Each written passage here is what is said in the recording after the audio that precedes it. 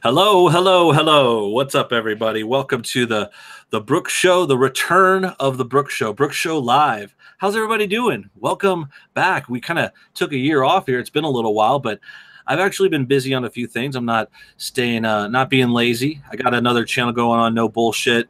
I've been doing a lot of videos over there actually and having a lot of fun. And I just thought, things were kind of slow. Thinking about places to stream because I can't do it everywhere I want to. So I decided to come here and give it a try. I'm joined by my buddy here, Sean, Actual Justice Warrior on YouTube. How you doing, pal? Doing good, man. How are you? I'm awesome, man. Awesome. Just jumping and jiving. We got a couple topics we're gonna talk about. Oh crap! I just heard myself on another screen. Yeah, so we're going to be taking questions. I got some tweets I'm going to check. I tweeted about the show earlier. And yeah, we got a couple people popping in. I already see Mr. Dapperton, Wolf Thunder, Young Prodigious, Shamar. Let's read a couple comments. Dang, bro, I'm so used to no bullshit. Yeah, well, this is a new thing. I actually got this new camera. I know you guys missed my pretty face. You want to be able to make sure you get a good look at me. Check out my new haircut. Make your funny comments if you will. You know, you want to say I'm a neck beard, maybe, or maybe I'm a bit of a big dude, too big for you all, huh? Is that what you think? You want to make fun of my singing? Do re mi fa sol la ti do re mi fa sol la ti do. Sean, do you like to sing? Sing a bar for us. No, I don't like to sing. Okay. It's gonna be a hard no for me. Okay, hard no from Sean, but I appreciate the honesty and you didn't just cave in there. You got your convictions, and I respect that. Let's read a comment. That Rain Trainer says, "There we go. Some people understand. Not all people have Fridays off, but I would have expected more already." Yeah, it's a little early. It's like mid Friday afternoon, kind of wrapping up the week. I think I've done a couple streams on Friday. It kind of just works for me because I'm already done with everything. I'm getting ready for the weekend, so I could kind of do it at the end of the day. But what about you, Sean? What have you been doing this week? Is this are you going to be free this weekend? You've been working on stuff? I mean, I have some side projects that are like separate from my YouTube that I've been working on, but I was coincidentally working on a video about super chats when the whole ad storm broke. But Yeah. so now I have to kind of work that in there. But Yeah. other than that, I have no real plans for the weekend. I might throw something together last minute. Those are the kind of friends I have. Cool. Yeah. Same here. I think I'm going with buddies tonight. I just might be playing a few games or something like that. But yeah, I think Friday, middle of the day. I noticed a lot of people getting off early. I just went out to lunch over here. It's like really cool. Looks like it's about to rain out here in California. You're on the East Coast, I believe. If that's where you're at now, Sean, right? Yeah, New York City. It's Cool. it's what you go. It's actually heating up over here, but like compared to California, like 37 degrees is heating up over here. Yeah. So I don't know how much people enjoy that. It's been a super extra cold year. So East Coast meets West Coast on the show. We're taking your questions live. I'm going to go ahead and start by checking the Twitter. I had a few comments. I tweeted about this earlier today. Again, for people confused, I know there might be some new people, some people coming back. Brooke Show's original channel, No Bullshit. I'm pulling in some new people from the new one. I'm going to try to merge audiences here, trying a new thing, and I think it could be fun. I want to do more live shows for two reasons, actually. Before I get to the tweets, if you guys do want to tweet at me and get a comment in that way at the No Bullshit, but I'm also reading your comments in the live chat. So yeah, so there's two things about the super chat and then the new restriction / requirements for YouTube channels. Sean, I think you had you were giving me some new info about that. I haven't broken it down all the way so far. I think the one thing I remember was 1,000 subscribers. Is that right? You need the new restrictions, which are like on the heels of the Logan Paul and like the YouTube thing with the Elsa Gate. Basically, all small channels that don't have 1,000 subscribers and 4,000 hours of watch time within the last 12 months are going to be completely demonetized. If you've been getting ads up to this point and you're at like near that threshold, then you're still demonetized. Nobody's been grandfathered in. And what I was going to get into in my video, which I have to add to my super chat video, is that a lot of the big YouTubers knew about this, because if you watch like Philip DeFranco's video, he talks about how he knew about this a week before. So I think this might be a situation where people like you and me that meet the YouTube threshold, and by the way, my channel's not that big, but we meet the YouTube threshold, might get better better ad rates, because we don't have these like the smaller channels taking like that percentage, but it seems like really shady and really fucked up. Yeah, Like, it's a little shocking for some people. I actually didn't have a big issue with it. It doesn't affect all my channels. It doesn't affect my main channels, but there is like I do have this second channel, and that's kind of another reason I'm switching things around. I have like a No Bullshit 2 backup channel that's just got kind of kicked out. There was an email that started going around for people that weren't meeting those goals, and I actually had enough subscribers, but it wasn't enough watch time because I just kind of had that as a backup. I did a few streams on it, and it just kind of now it's not even an optional for monetizing. But I understand that, and I actually didn't see a lot of big problems with this. I feel bad for the creators and the channels that are missing that threshold. But end of the day, I mean, we're talking about a couple bucks. Like if those people were that close, we're talking about like $20 a month, and I respect that. I want people to have those incentives and to be able to grow things up. But I think at the end of the day, they're just removing like maybe like a couple $100 for a few people. That I mean, I guess if it's 100, that's actually more legitimate. But I think it's more like a couple dollars a month. So it made sense to me. I think it's just raising the bar a little bit. Yeah, no, it's not that it doesn't make sense. But like I guess I was closer to that, like, because I got my first money from YouTube like 2 months ago. Like November's when my channel started making money. But looking at that amount on your AdSense page and knowing that you're close is like motivating. So now you just kind of took that away from a bunch of people that are probably on the cusp. They probably should have issued that money out. Like whatever you had, they should have just did like a one-time payout. Like you take it and then instituted the new rules, and it would have been totally fine. Right. Yeah, I think it was the more of a surprise for people, and you know these rules change every year too, so it gets a little frustrating to try to keep track of stuff. Shout out to Young Prodigious, Looney Cat. Hi, I think I'm real. Asked if I lost weight. I have been working out a little bit. I appreciate you asking. Appreciate you watching, man. Big fan of the show there. RXN says I'm a giant Nick Crompton fan. Want to be cheeseburger that eats only fried chicken nuggets. Nick Crompton. I think that's the England is my city guy, right? I have no idea. I think that's every day, bro. It's every day, bro. Yo, welcome back. Welcome back to No Bullshit. Brooks here. Yeah. What's up, guys? 13 people in the audience. That's cool. We're just talking about the YouTube rules, doing a few chats. And if you guys want any other questions, we're reading them out loud, hanging out. I'm going to go ahead and go look on Twitter real quick because I did tweet about this earlier today.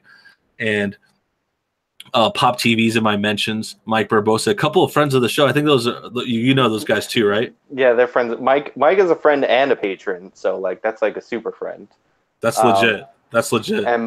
And Pop TV, I've been helping him improve his content, and he's just a good dude. He shouted me out on the Warski stream the other day. He was like, "Get this guy on." I'm like, "What a nice young man, good man, good family." That's gentlemanly, good sport. He's a gentleman and a scholar. Yes, and a good friend of the show. Let's go ahead. I went up the tweet today. I'm not screen sharing. I'll just keep it on over here. Basically. Maybe I can't. Maybe I should screen share it. Let's see if I can do that. Let's see how high tech I can get, guys. I'm not actually a master streamer, but that was another thing I wanted to know because we're talking about the rules and the super chats. Like super chats are so fire right now. Like everyone's getting in on that live super chat money. Yeah. So I don't want to say it like a cash grab. I'm not like going to, but whenever I'm saying it jokingly, I'm like, yeah, we gotta do some more live show. We need to get on that super chat money, get some of that super chat cash. Andy Worski's buying a fucking Tesla right now. Nah, I'm playing. The first thing I did when I got to 1,000 subscribers was do a live stream. So like I'm not ashamed to say that super chat cash is appealing. Mm-hmm. Yeah, it's a good incentive. So let me see if I can bring this up. I don't know if this is gonna work. But that 30% is like ridiculous that they take. Mm-hmm. Yeah, 30%, and then Andy was reminding me how it's like 20% will go to taxes at the end. It's like you really get half of it. Yeah. Okay, I let's mean, see. they have like alternatives for that. I was looking into that because I might start live streaming, and Can I'm you greedy. see these tweets? Let's see if I'm presenting. Presenting sounds a Uh, little. I No, just it's see you, just the dude. camera. It's just the camera. Okay, I'll just read them then. Let me go back over here. Stop presenting. Whenever I hear presenting, it says that in the YouTube, and I'm just like, present yourself. It just sounds like a little sexual to me. But I'm a sick puppy.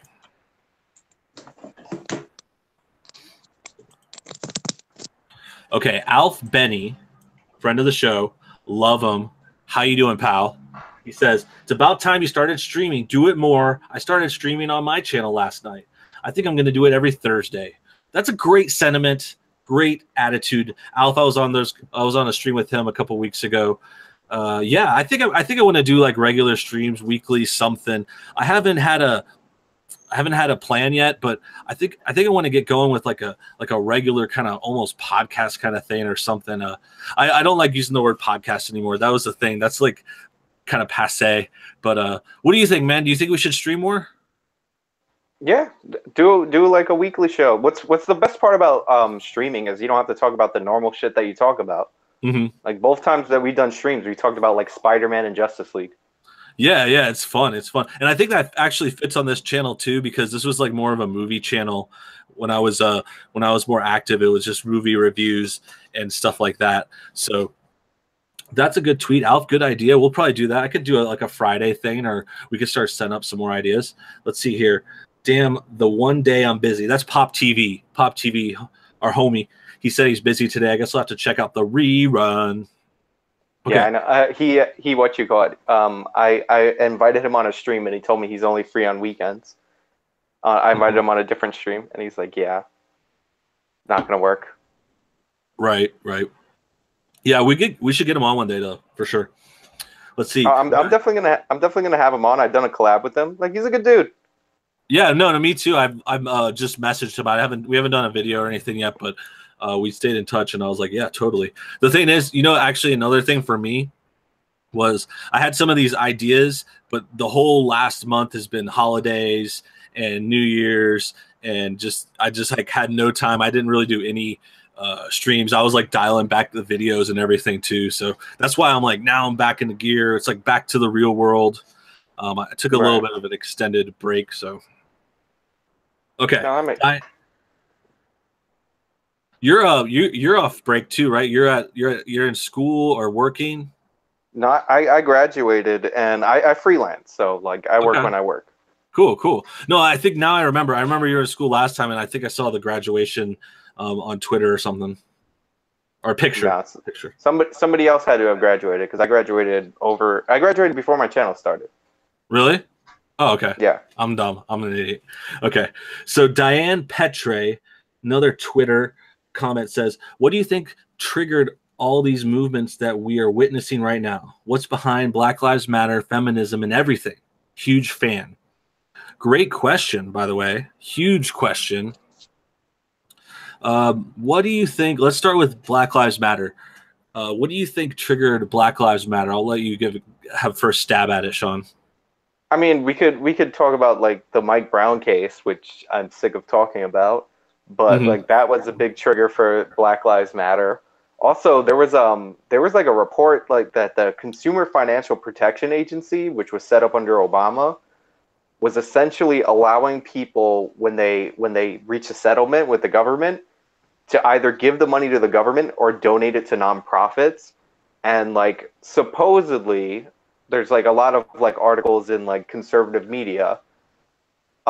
They accepted political nonprofits as places for these donations. So so there's like estimates ranging from like $1 to $3 billion of money that was funneled from companies like extracted by the Financial Protection Agency and put in these organizations. So they might have a war chest.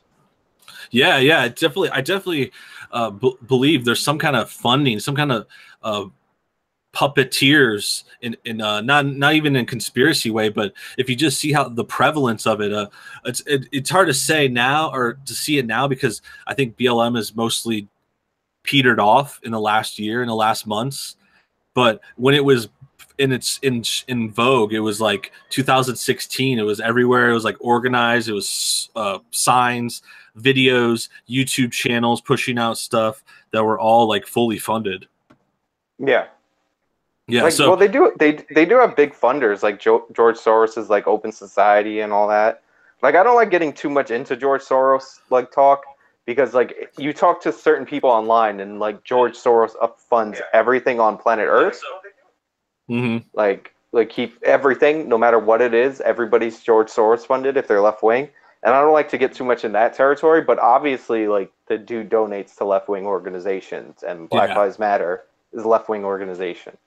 Yeah, for sure, for sure. And that one I think has like you were saying, the Mike Brown stuff in the beginnings of it. It has a very distinct kind of starting point. You can point back to those certain cases and the hysteria and the build up, and then it getting adopted by celebrities and other personalities, Beyonce, other people sporting at the Super Bowl and stuff.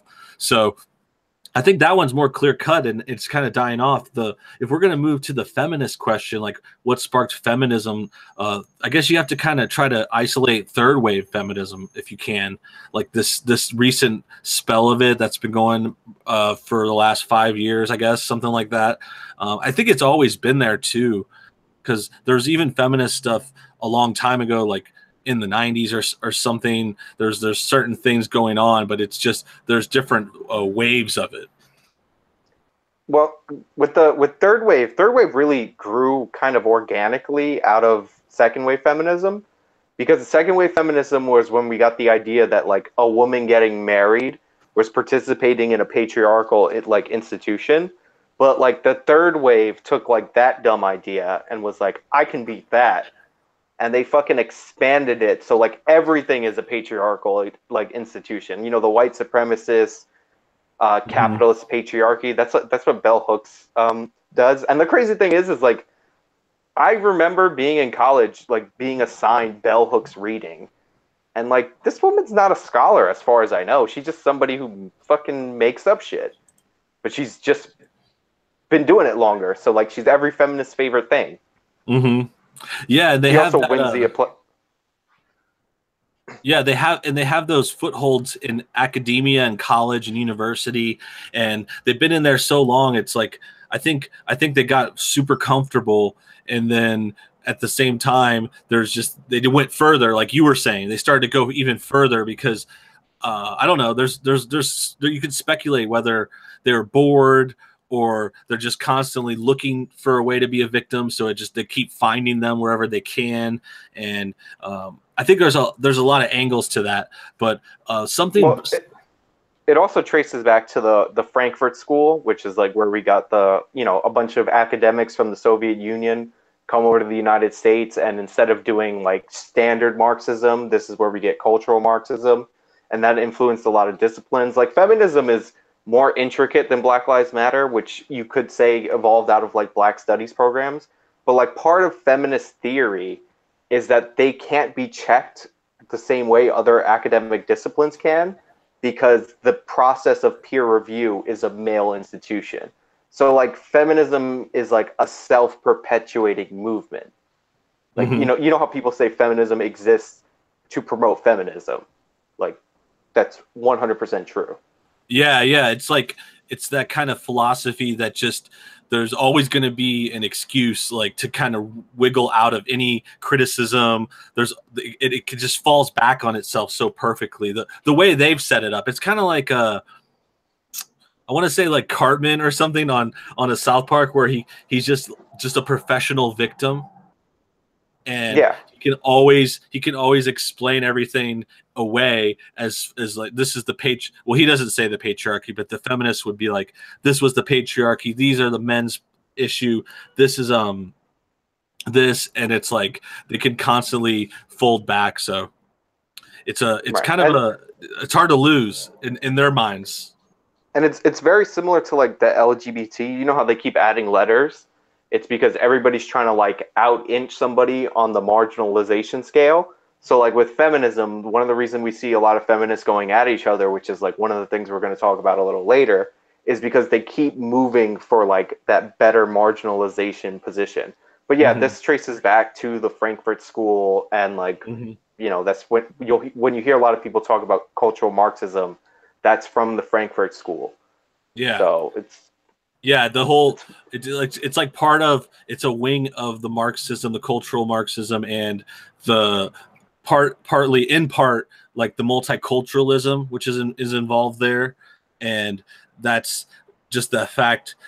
Basically, the women kind of play, the feminism plays into that cultural multiculturalism sentiment, because in their paradigm, men are the worst, white men are the worst, and then women are instantly kind of a victim or some sort of, that they basically say women are there, and then minorities kind of go down too. Like, you're more of a victim if you're black or American black or descending from this group or something like that. Another example, like the Jewish side will kind of like be in that kind of victimhood thing because of the Holocaust or something like that. They're constantly putting all these angles together, and that's the word I was going to say is the intersectional feminism. Yeah, well, that's all white people are racist, all cisgender people are not misogynistic, transphobic. All men are sexist, and then you just combine. So like the top of the pyramid, and like Christians are all oppressive. So like the top of the pyramid or the bottom, wherever you want to put them on the progressive stack, is like a transgender, crippled Muslim. What you call it? Like I don't even remember. Like I don't know if they have to be a trans woman or a trans man to be like at the top.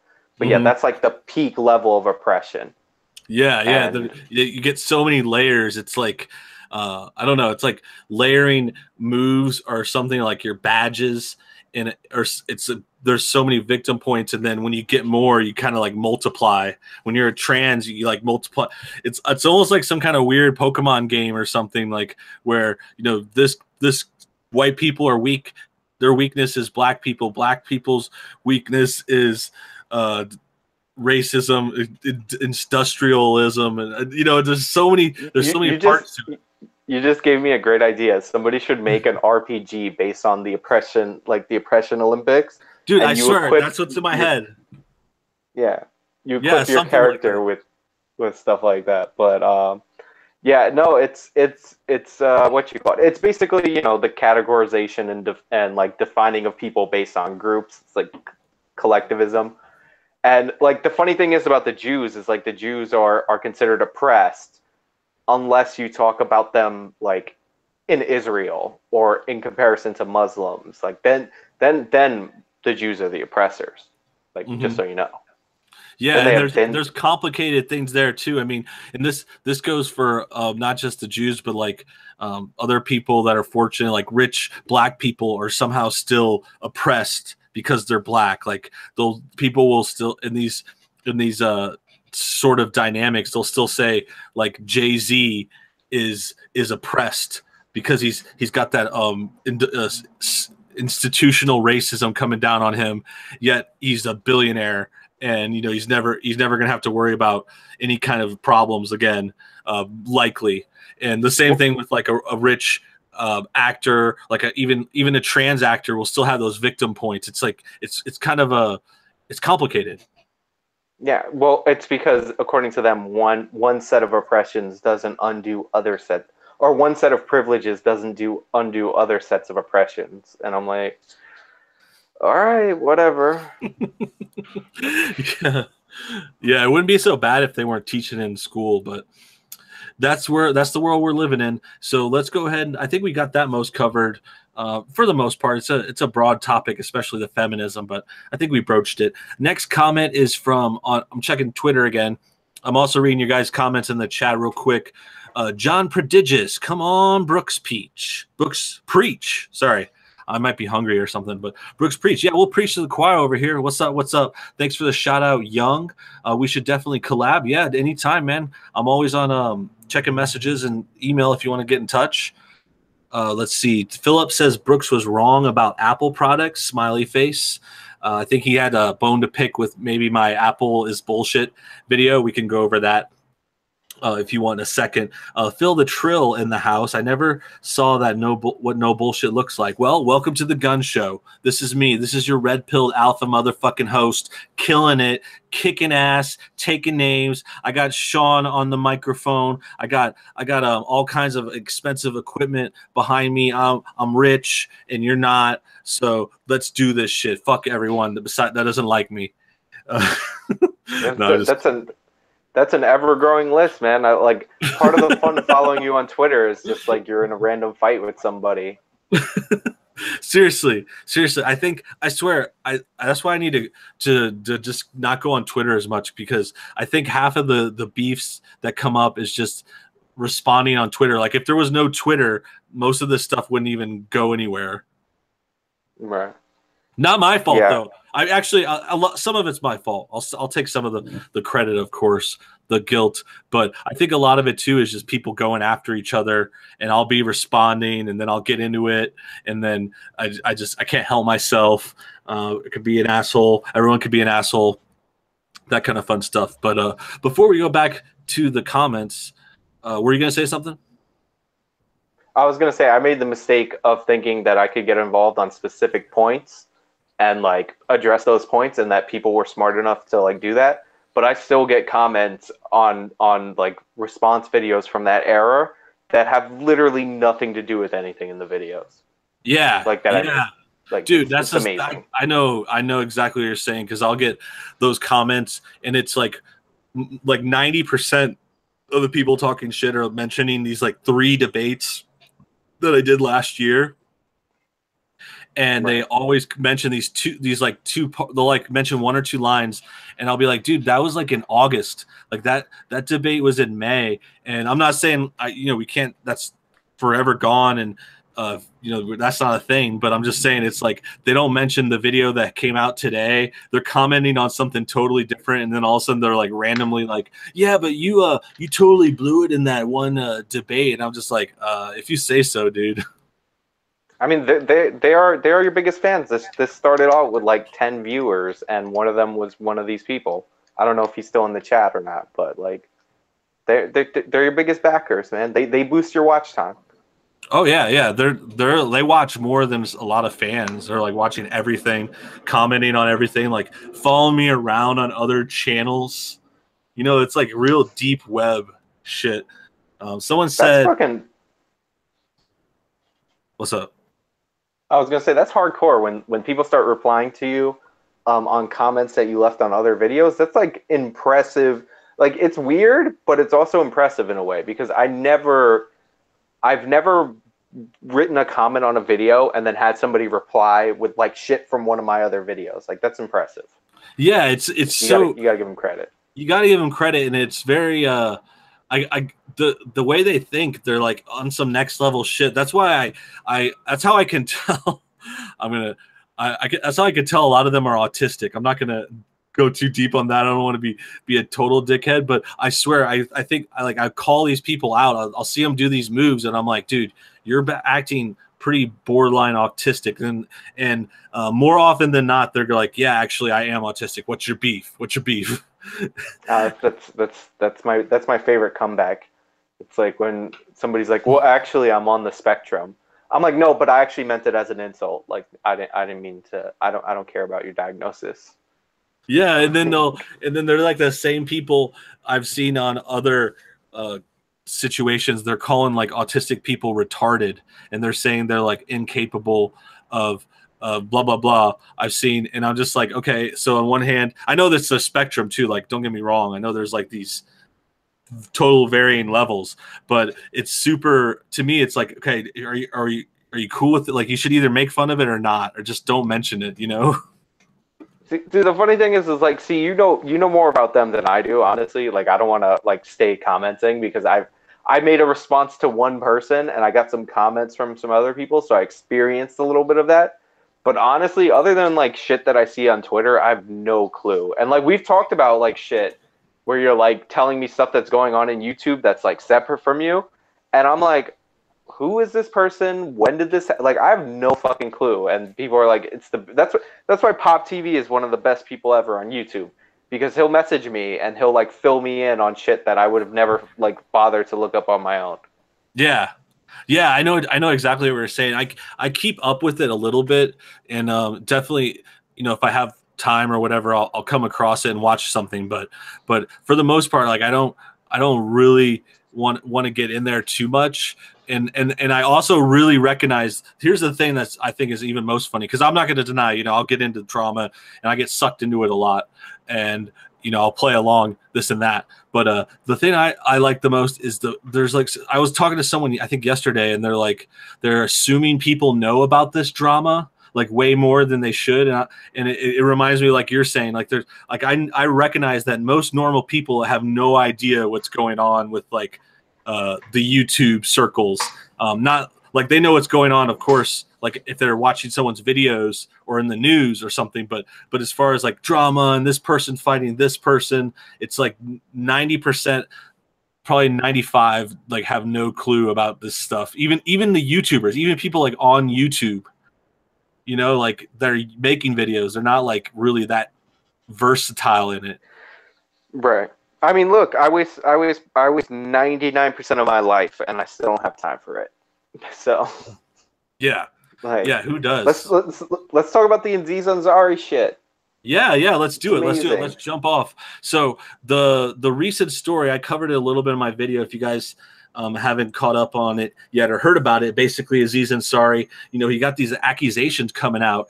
And what was your take on it, Sean? What did you hear about the story? I already did a video, so. So like when I first saw it, I was like, oh, male feminist sexual assault, like shocker of the century, right? Because I'm not a big fan of Aziz Ansari, like, you know. So I was like I haven't seen him in a lot, honestly. So I'm judging that basically on his political statements. But then, like, I read the article. And I read the article, and it was like the most petty, like bullshit article, with like, and you, like, you know, you have to come to the conclusion that Aziz Ansari did nothing wrong. Mm-hmm. Like, he might have been a little bit of a jerk, but like other than that, it's nothing. Like, the article is so petty. Like there's a part in the beginning where like they're trying to establish that he doesn't care about her input, and it's like, we were at the restaurant, he ordered white wine. I prefer red. He didn't even ask. I'm like, well, bitch, speak up. Like, he's Ansari. Like, fucking get him to buy the most expensive wine. Like, what? Also, they were at a seafood place, and like, I can't respect you because everybody knows white wine pairs better with seafood than red. Of course, like, of course. So I was already like not on her side, and like the whole article was like, he took away this choice, he took away that choice, and I gave him nonverbal cues. And basically, for those of you who don't know and want the short of it, she blew him twice, voluntarily. Mm-hmm. And then when he wanted to have sex with her, she finally said no. And he was like, okay. And like, that's the fucking scandal. Yeah, it's a total letdown if you just finally break it down. That was where I was going too. I was thinking about all these details they had in there, and they had so much. It read like a romance novel. The whole article. It was like just slowly set up, and I could just hear dramatic music like kicking in, and the victimhood trying to get set up and everything. And end of the day, like you said, if you really just kind of turn it into a few sentences, maybe a tweet, it's, you know, they go on a date, they have drinks, she goes to the apartment. They fool around and they decide not to have sex. She doesn't want to have sex, but it's not like there's no issue. There's no forcing. It's just like she could have walked away at any time. Like it was super actually, now that I say it again, it's like PG. It wasn't really that bad of a story. Like even though she titles it, the title of the article is funny because it's like, this was the worst night of my life. And It turned out to just be a bad date. I mean, I don't wanna dig too much into the women because I respect women, I and love I know that's women. very important on No Bullshit and the Book Show. Yeah, we're big on women. Oh yeah, but yeah, it seems very much like she liked him because he was a celebrity. Hmm. She went back to his place. She wasn't. She wanted to get like a second date. There's a part where she's like, oh, maybe we'll do that on the second date. So he pours her like wine, and he's like, does this count as a second date? And like Aziz, yeah, like Aziz is like a comedian, so like it Yeah, was a joke, and like she's like, it's terrible. And like now the woman who wrote the article, like the one who took her story and decided to run this, now she's in like hot water because she's getting called out for like terrible journalism, and she she released should. like she released like the cringiest statements. Like she called the woman the bravest person she's ever met in her life. The woman that Aziz did not assault. Right, right. There's a clip of a host on HLN, who by the way is like has a well established career. Like she was the woman that was thrown off at MSNBC because she was against the Iraq War. Hmm. Like, so she stood up to MSNBC back in the early 2000s. And like, so that woman called her out and called this story out for what it is. It's like salacious tabloid garbage. And she attacked her in the most feminist way possible. She called the HLN host too old and too ugly to be relevant on feminism, because that's what it's all Jeez, about. so progressive. And I'm paraphrasing, by the way. Yeah, I can imagine where you're getting at, and it's just a whole mess here, and it's all these the other things I was going to bring up. First of all, from the original article, okay, so we got the girl who went on a date with Aziz, and the one thing I didn't like right off the gate is she's remained anonymous. She won't put her name to it. They kept her with this fake Grace name in the story, and it says right in the beginning like she's not a public figure, so we don't need to put her name out there. And I can see the argument for that, but I think people that make these kind of accusations and these kind of dangerous just tear down kind of things, are trying to attack Aziz and other people, they should have to put their name to it. Right. I mean, like it's not a criminal case. Like we shouldn't have criminals accusing people anonymously, but like it seems very shady that she's like trying to tear down his career while preserving her own career, especially when what we're talking about is like not an assault. Like if this was an assault, then you know, like whatever. I would prefer she come forward and like charge the dude and all that, but like Hmm.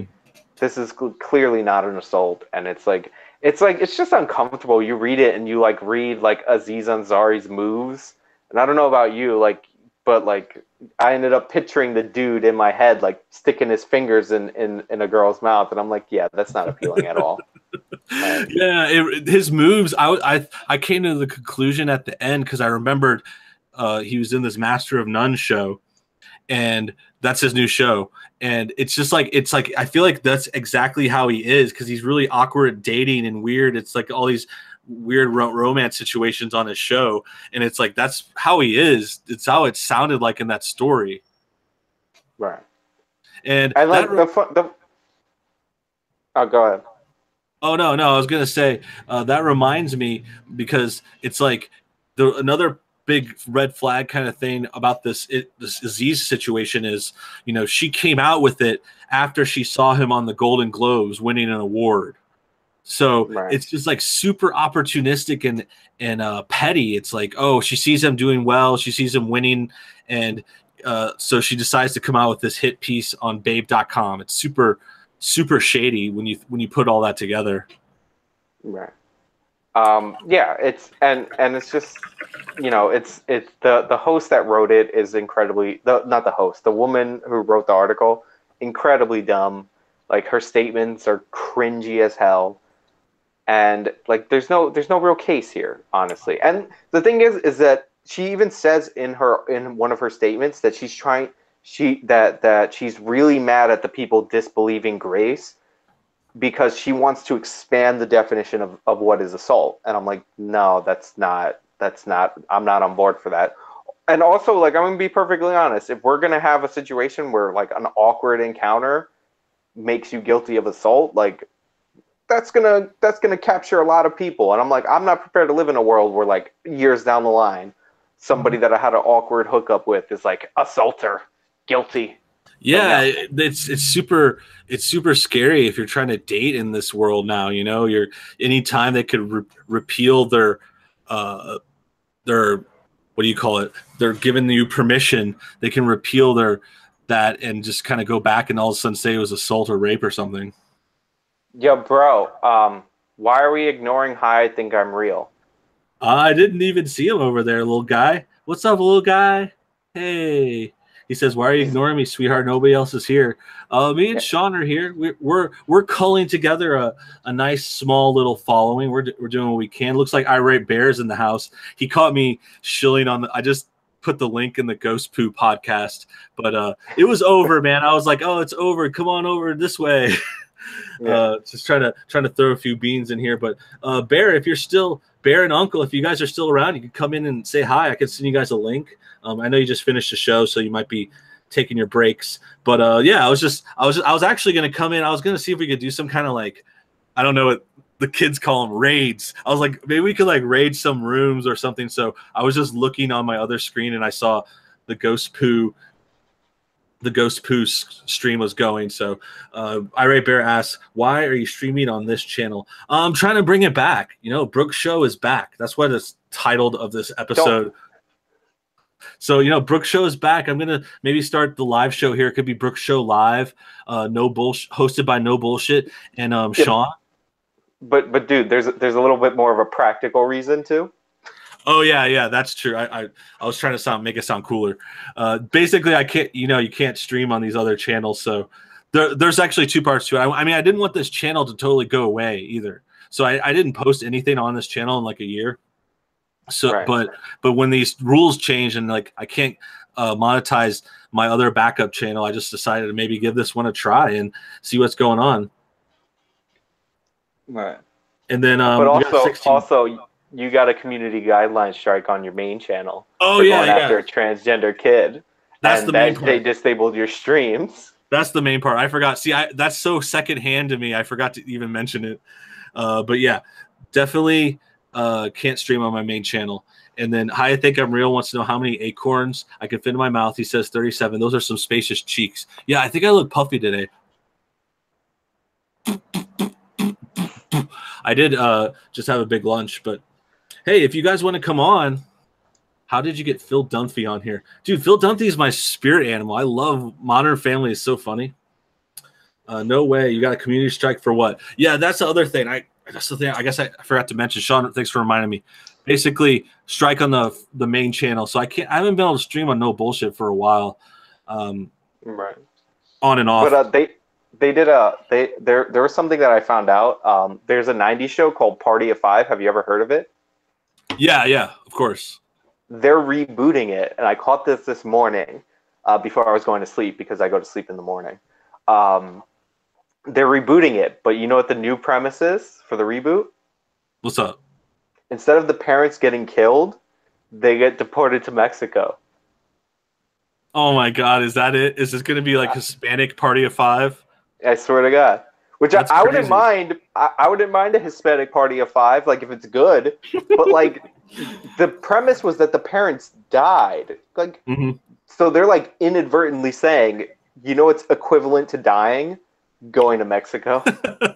So do you think we could fairly say that Mexico's a shithole? Apparently. It's like that episode of South Park where Kenny's describing hell because he got hit by the bus, and he's like, it's really dirty, you can't drink the water, and everybody speaks Spanish. Hold on, now I got Bear and Drunkle said they might join us, so I'm going to see if I can get them this link real quick. But you know, I was gonna say, I guess they're gonna have to call that Party of Cinco, right? Yeah, that's good. Can we coin that? I want to get a what's it called? Trademark credit on that. Yeah. Okay. So I sent one to Alex. I sent one to Drunken Uncle.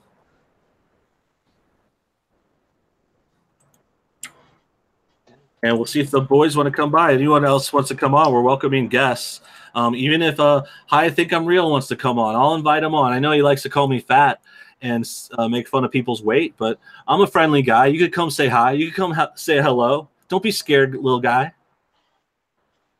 Young Prodigious says, yo, man, can I join? Yes. I don't know if I have you on Twitter. Sorry, just a little burp there. I'll put my Twitter in the chat. So if you want to message me, okay, I don't know. It kind of came up weird. At the No Bullshit on Twitter. Send me a message and I'll try to get some more links out. Irate Bear, what's up, buddy? How's it going, man? What's up? What's up, dude? How you doing? How was the ghost poo today? It was good, man. It was good. We started off by watching a few really, really fucking funny videos. We watched internet historians' videos on DashCon and Furist, the furry convention that happened Those in are classic. 2015. Yeah, they're great. Yeah. And we also watched a LA Noir VR video as well. That's fucking hilarious as well. It was good. We went through the news, we told some jokes, we played a game, we took some questions, and then we finished. Cool. So cool, yeah. Man. Yeah, Ghost Poo's been going good, man. I've been following along here and there. It's cool to see it. Cool group, man. Sinatra says too. I didn't talk to him yet today, but good stuff. Good stuff, man. What are you doing? What's up, Irate Bear? What's going on, man? We haven't spoken in ages. I think the last time we were on a stream together was when we were talking about the Superman movie, Sean. Yeah, Justice League. Yeah, that's the one. The Justice League. Yeah, that's the one. Yeah, that's what I was saying.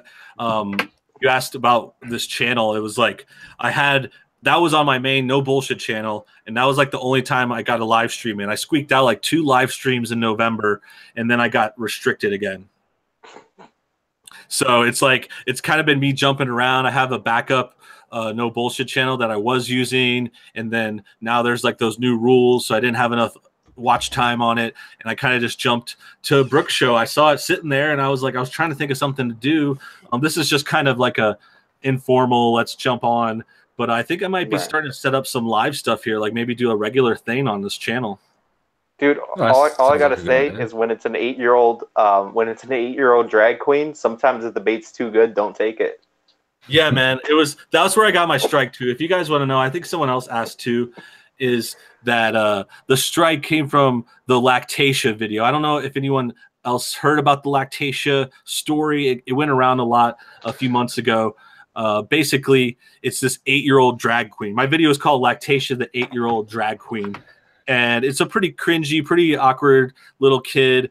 He's actually nice. Like I really didn't go that hard on him because he's just kind of like, to me, it seemed like a kid that was kind of having fun, dressing up. Not something too different from other kids that might dress up like a superhero. But his dress up of choice was to be a drag queen. It was the mother you went after. That. Yeah. And actually, now that you say it, that's like what I heard. I tried to get some help with the strike, and the people were saying I attacked the mother too hard. So I might have said a few regrettable things in there, in jest, you know, as I do, joking around. Sometimes I go a little too far. Sometimes I get a little trouble for that. But you do what you can. You do what you do, and now we're here, and we're living it. We're living it. Are you back in a moment, mate? Sorry. Sure. Take your time. Phil says you're sending invites. We got Mini Me. Dang, I miss you. I miss you too, bro. I miss you too. Love. One love. There's somebody named Kakarot, which I appreciate the Goku Saiyan name. Mm-hmm.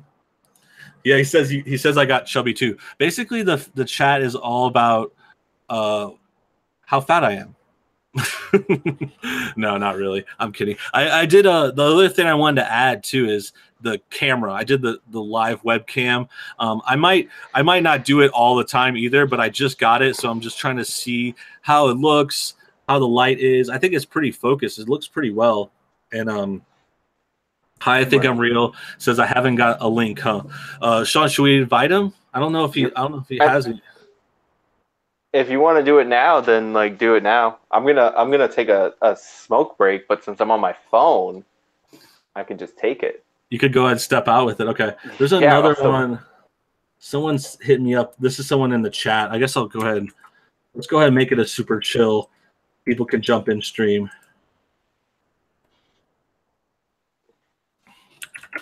I'm just curious. Wait, maybe I should text you this. Yeah.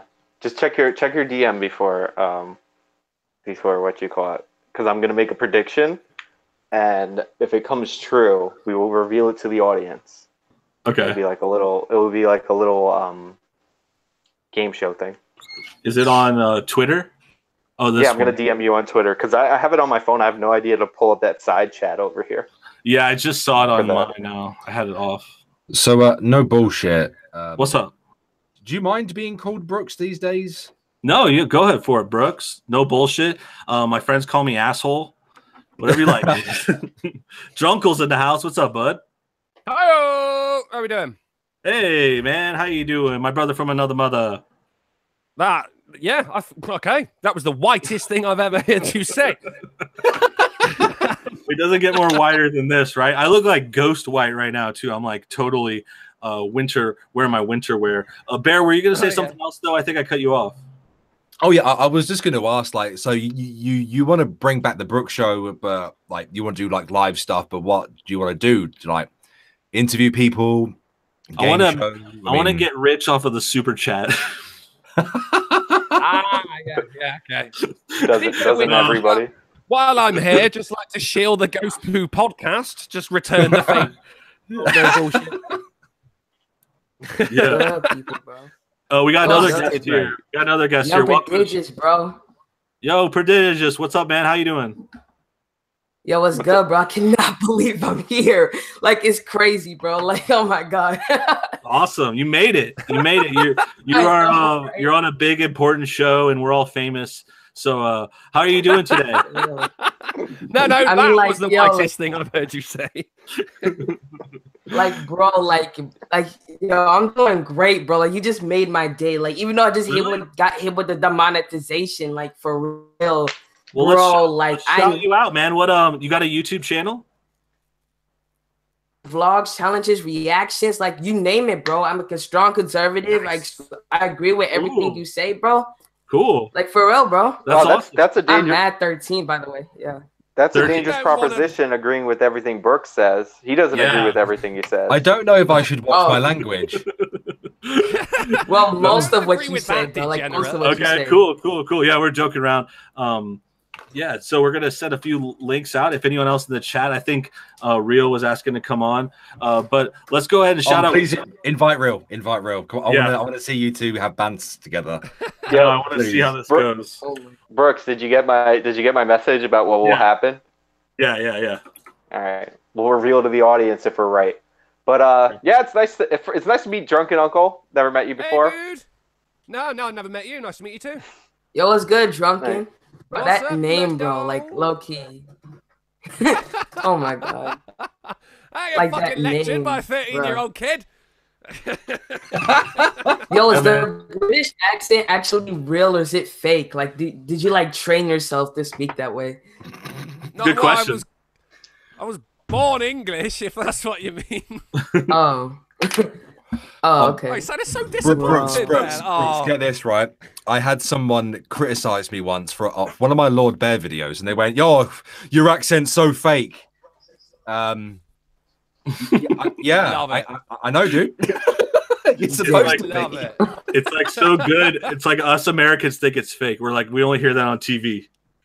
I didn't even know you had a fake accent. So it fooled me. Dang, like it really fooled me too. Like, yo, you actually talk like that on the daily? Like, oh my god. Yeah, it's not so weird over here. They all talk like that over there. I hear. That's what I hear. Well, it depends where you go. Actually, everyone's doing it. It depends. Yo, no bullshit. What you think about Rice Gum? Rice Gum. That's a great question. I think he's a big entertainer. He has a big audience. Yeah. I thought it was funny when he went up against iDubbbz. iDubbbz made great points. You can't deny that. Yeah, iDubbbz destroyed him. Yeah, totally. I'm not like a fan. I'm a big iDubbbz fan for sure. And I watched all his stuff. But yeah, he pretty much took Rice Gum down, and I'm just not a big fan of the whole diss rap thing that he goes with, and just the drama. But yeah, he's also you can give him credit for doing some good videos, and I don't know if I say good. He does a lot of videos. I mean, like he's funny. Like I can relate with him. Like but before the iDubbbz diss track dropped, he had 2 diss tracks out that were both on the Logan and Jake Paul, and they were both very high quality videos. You know, he obviously spent a decent wedge, you know, at least making the production value really high. Yeah, easily. But that he has a lot of energy, man. A lot of energy. He's like me when I don't have a can of Monster. Yeah, yeah. He's got that. He's young blood. For real, like, I mean, it's just crazy. Like, I make my own must be stop. I give my own opinions. Like, I just can't be demonetized because we all know that when you're monetized, that what's good, I'm real. That when you're monetized, YouTube promotes you across their website because they make money as well. So like, if I'm demonetized, my views and watch time will go down. It's just crazy. It's a tough time. What's up, Real? Hey, my Brooks, YouTube how you channel doing? is Young Prodigious. What's up, little dude? Young Prodigious. There you go. Everyone should go check out the Young Prodigious. Yeah, check out that YouTube. Let's get you past that threshold. Get you that monetization money. That super chat money. That YouTube money. For real. That super chat money, bro. Like that's what's up. What's up, Real? Even though I get like 50%, like Did they change the rules for super chat? I think it's just. I think it's the same. Now. Like, I don't know if they changed them, but it's like you can't get into super chat now. It's the same threshold to get super chat or ads. You know. Oh, man. Yeah, hold on. Like, I'll be back in like 5 minutes. I'll be back like in 5 minutes. My dad just came home, so I'll be back. Just leave me here. Okay. Okay. I get it, man. You like the new rules. They sound daunting. They do sound daunting as fuck, but they really aren't as bad as people think. 4,000 hours. If you like, if you go look at my channel analytics, even though they're not as good as they once were, I will admit, but it's still, I've got days and days and days and days of watch time still. So it's 4,000 hours in a year. It's 4,000 hours in a year, which is pretty easy. It's easy to do. My channel. I've only been doing this for a year, and I have 40,000 hours in 1 year. So I'm not even. I need to look at mine to be fair to see how much it actually is. You probably have more more than I probably did the maths wrong. I'm not sure, but it looked like I had 16,000 hours for last month. Yeah, so you're doing fine. I ain't too worried about it, but the danger is that it's likely to change again in the future. The threshold is going to go up and up and up. Mm-hmm. It has to. It absolutely has to, because they have to keep the platform palatable, right? They saw how delicate the entire business model is when everything fell apart with the apocalypse. Yeah, what's good, bro? They have to keep that exclusive. Hear like the great news on getting shout out by like a big YouTuber. She's like, "Oh my god, oh my god!" Like, I love this kid. Oh, this guy's not that big, kid. Don't worry about it. But the what you call it, the watch time is not that hard. I have 4,000 subscribers. I hit the watch time last month. Like, it's not that hard. If you're not able to get 4,000 hours in a single year, then you're making 250. I mean, I'm not even sure what the problem is. And you need to make 100 as a threshold anyway in order to collect whatever money you make on YouTube. In the UK, the limit I think is it £60, Drunkle? The limit here. What? The payout threshold, I think 60 quid, isn't it? Oh my god, Trinity, come here. Ratio. Hi,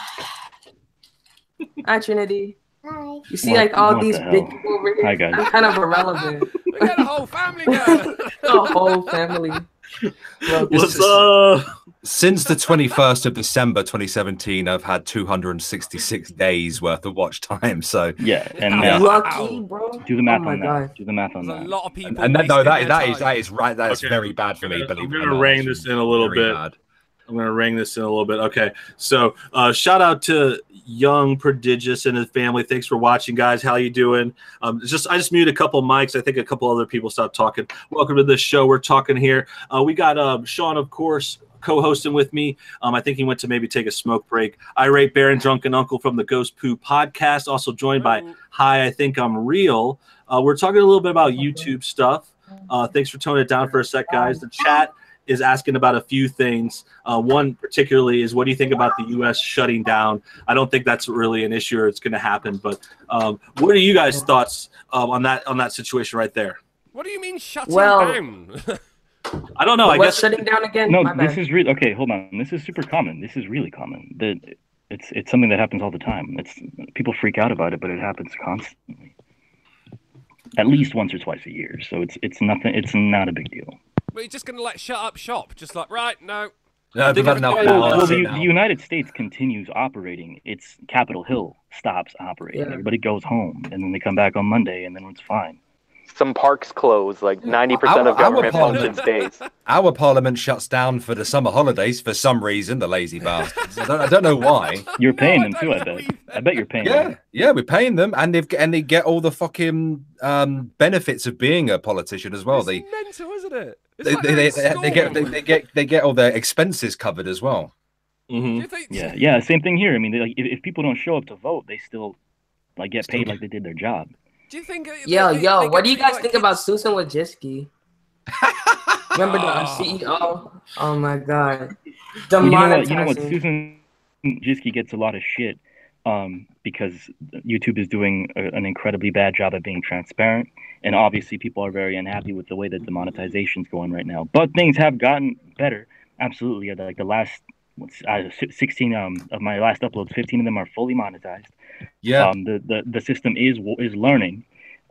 She is operating one of the biggest companies on the planet, and you know what? For how unhappy we are, I'm not paying her to host my video, YouTube money to have my videos up on their site, and I'm not paying. There's no premium like bullshit to be a creator. That's all still free. Frankly, I'm pretty happy with the way the company's going. Yes, yeah. mom. I will say that 500 minutes of content is uploaded.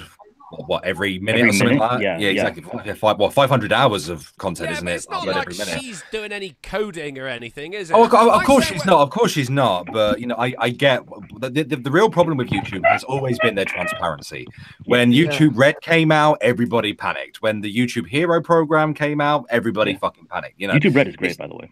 Yeah, YouTube Red is a great way to support creators. But the problem is they just never communicate in a way that is understandable for the majority of people. So everyone panics. Yeah. So Susan's I'd biggest say failure. When Weird people to a say PR win. women should rule the world, I say take a look at YouTube. That's what you get. I hear that. I could hear some of that. But yeah, I think I agree. End of the day, YouTube is still a great platform. It's still a good place for us to do this, to do videos, to learn stuff and watch entertaining stuff, all that. It works great for what it is. I think the main there's just a lot of qualms and a lot of problems with addressing the issues, and it just seems like sometimes things get worse. And I think a lot of people may not understand what's going on. But shout out to our newest guest, Tom Hill, just joined us. Tom, can you hear us? Yeah, what's good, Tom Hill? Is this another British guy? I mean, you have a British name. This kid is great, dude. Dude, I love this kid. You're gonna take Sean's spot as our co-host. I know. Bro, that's gonna be lit. Oh my god. Okay, He's like but over sorry, there. let's hold off. I was trying to say hi to Tom. Tom, can you hear us? Amazon and Prime, they done got their crap together. What the fuck? You in a wind tunnel, bro? Okay. Delivered an Amazon package to me on Sunday. What, I didn't even know there was nobody in the post office. what is he saying? You got an Tom, Amazon Tom, package He's on country or Sunday. something. I don't know. Are you streaming from the inside of a warehouse? I think he's Are streaming from you- a shipyard. Okay. Yeah. He thought so. He might not have even known he was live. I think we just got pocket dialed on live. I think I don't know if that's possible, but I think I like Tom how was. his avatar was that guy who was on Tucker Carlson, the one with the neck. Fuck. Or was it a Yeah. palm tree? Okay. Oh yeah, the one from my old school. But we got a few other people, and let me read the comments real quick. Dana, longtime fan, welcome back. Capitalism is free. It says, why is everyone ignoring me? Sorry, buddy. We're going to bounce back and forth between conversation and reading some of the comments. I'm going to get back whenever I can. I see Batning and Dapperton are both in the house. Shout outs to the other YouTubers joining us. If you guys want to, it's an open room, open forum. Anyone can come in and say hi. We're tackling all kinds of cool issues. We got Young Prodigious here, killing it. Sean, Bear, Real, Drunkle, talking about shit. Taking your comments. Anyone? How about let's field to the room? Does anyone have any topics they want to bring up? Yeah, bro. I mean, like, oh, you can go. My bad. Yeah, you had a couple. You had a couple questions, Young. We'll get your Real and no bullshit fight. Go. I was gonna say you brought in Real, so maybe let him have the floor. Fight. Yeah. Oh no, I mean, no, like, I'm not yeah. interested in doing that right now.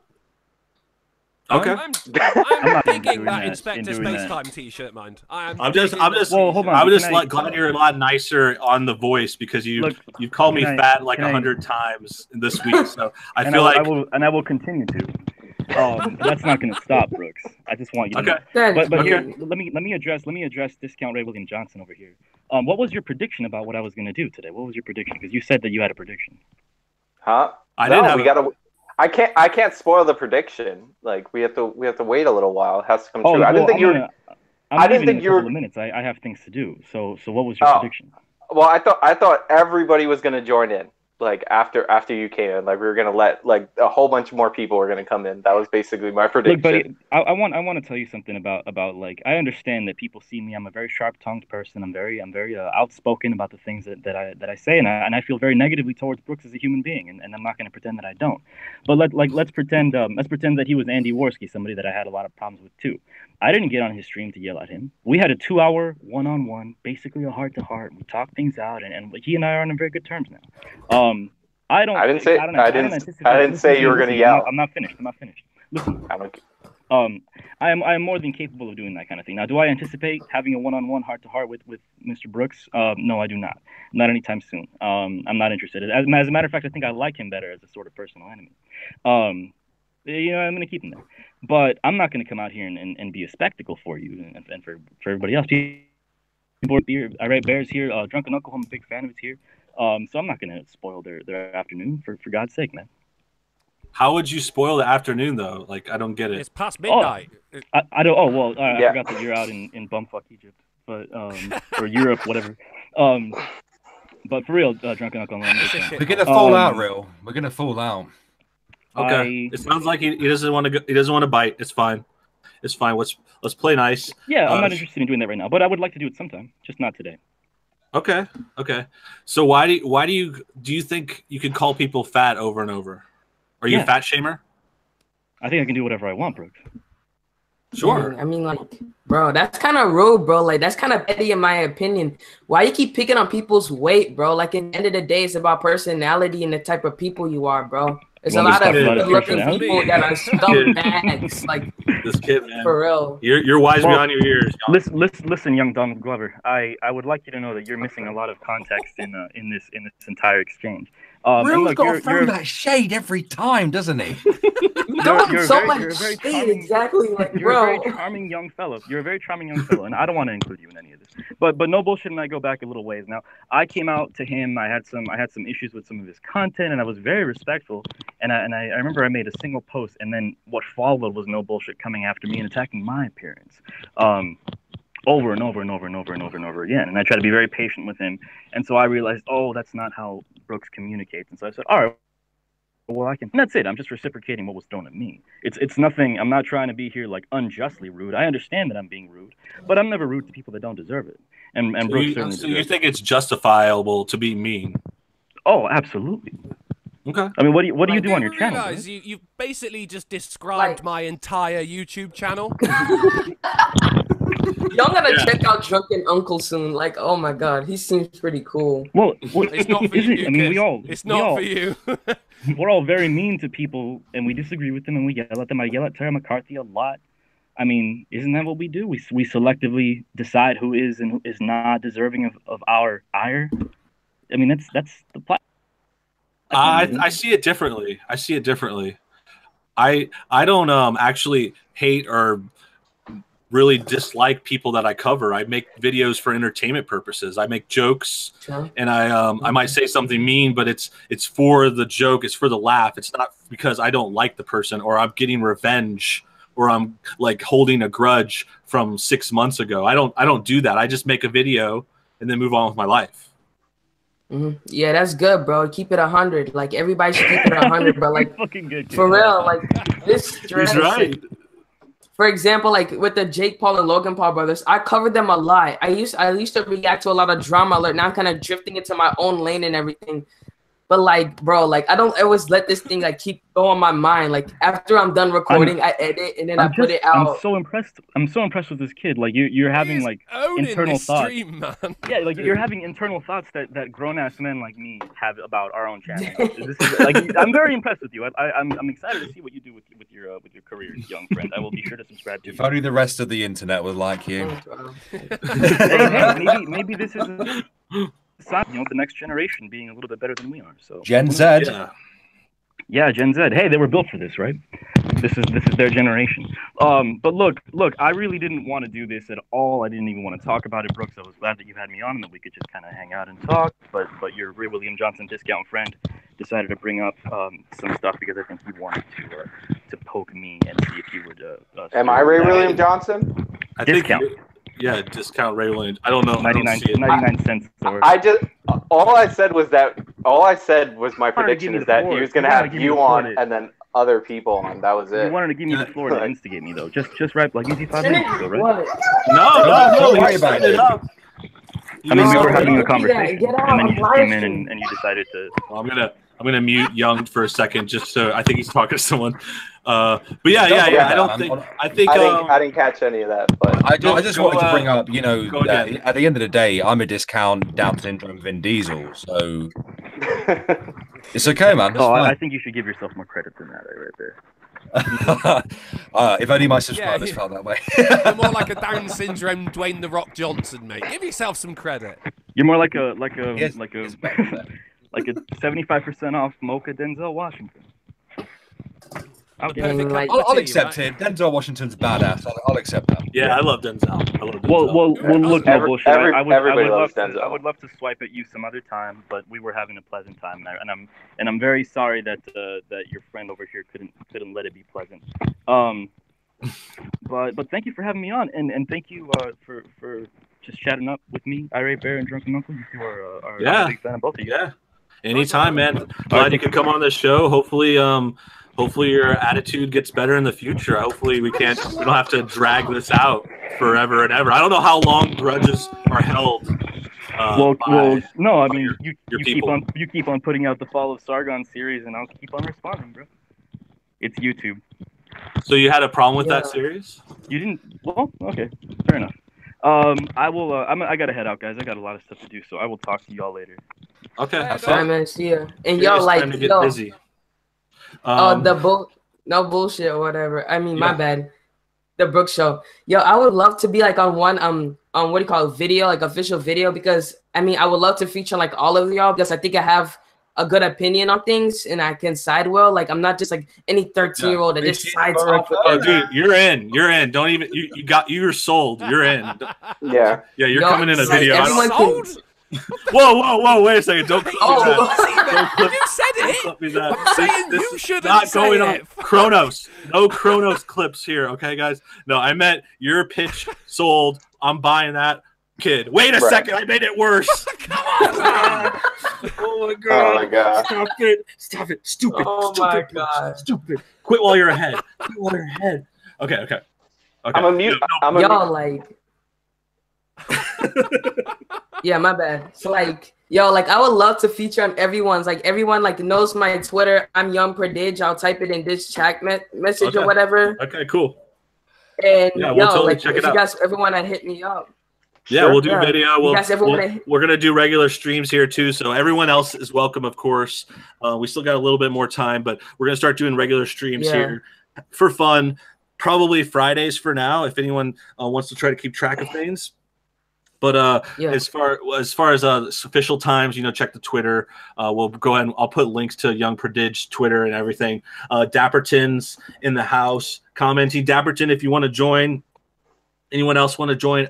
Still an open room. I think we're almost at an hour. Right. Okay. Me too. I think. Can we hold on with? I'm amused by how that went because for some reason I offended Real when Irate Bear was the one saying that there was going to be a fight the whole way. All I said was that we're going to have multiple people on. I know.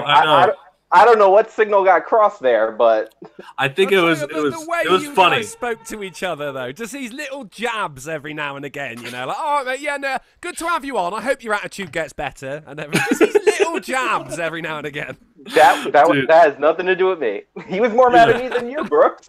That was I know, weird. I know. I think honestly, I hate to just like go off on it right afterwards because he's probably still listening because he is my biggest fan. Let's be real. Let's be real. Hey. You're watching everything. I swear, every single live stream I've done ever since I met that guy, he's been in the chat room calling me fat. Oh. Like, no joke. Follow me around. Ghost Poo. He followed me around. Tara McCarthy show. Follow me around on this and this. And I'm just like, damn, dude, I gotta he has a crush on me. But I mean, surely you can take it. You're a big man. Oh, no, I didn't mean it. Oh, never mind. God damn it. I'm not fat, I'm big boned.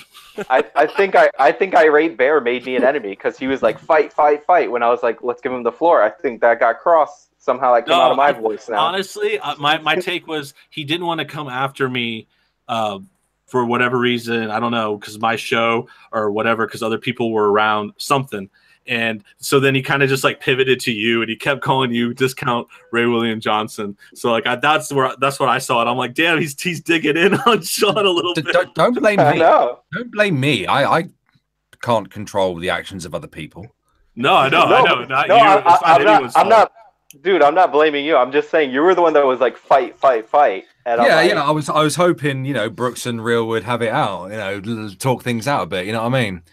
I had Brooks on my live stream the other day, and we spoke things out, and it's all good now. You know what I mean? Mm-hmm. Yeah, you just gave me a reach around, all good, set. Exactly. That's what it takes, is it? I never want to get on your bad side if that's what it takes to make up with you. A good old fashioned. Nothing beats a good old fashioned. But I was surprised, but I was fine. I mean, I was actually expecting some more heat just since the guy had been kind of following me around on Twitter and chats forever, and then he just kind of came in real nice and said, maybe maybe I'll tell you why I hate you so much another time. I'll save it. I think somebody just stole the show. That's what happened. Yeah. I think it's because of our guest here, Young Prodigious, killing it. Probably just total bomb co-host here. Pretty much stealing Sean's spot. It Sean says a lot about us when the voice like of he's reason is hidden a somewhere. 13-year-old. Exactly.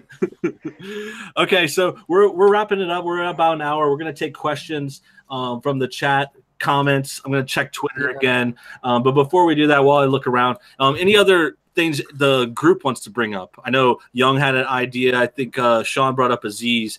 What about the Ghost Poo crew? Do you guys have any topics, anything hot on your mind today? Well, I did hear earlier on that in the new Pokemon game, Pikachu has a gun. And That's he also smokes. He smokes and wears a trench coat. Yeah, he's an alcoholic. Scandalous. Beats his wife. Misogynistic. I want to play. Is it like a GTA meets Pokemon? Oh, that would amazing. Be so good. Does he fire the gun with like lightning charges? Like, how does that work?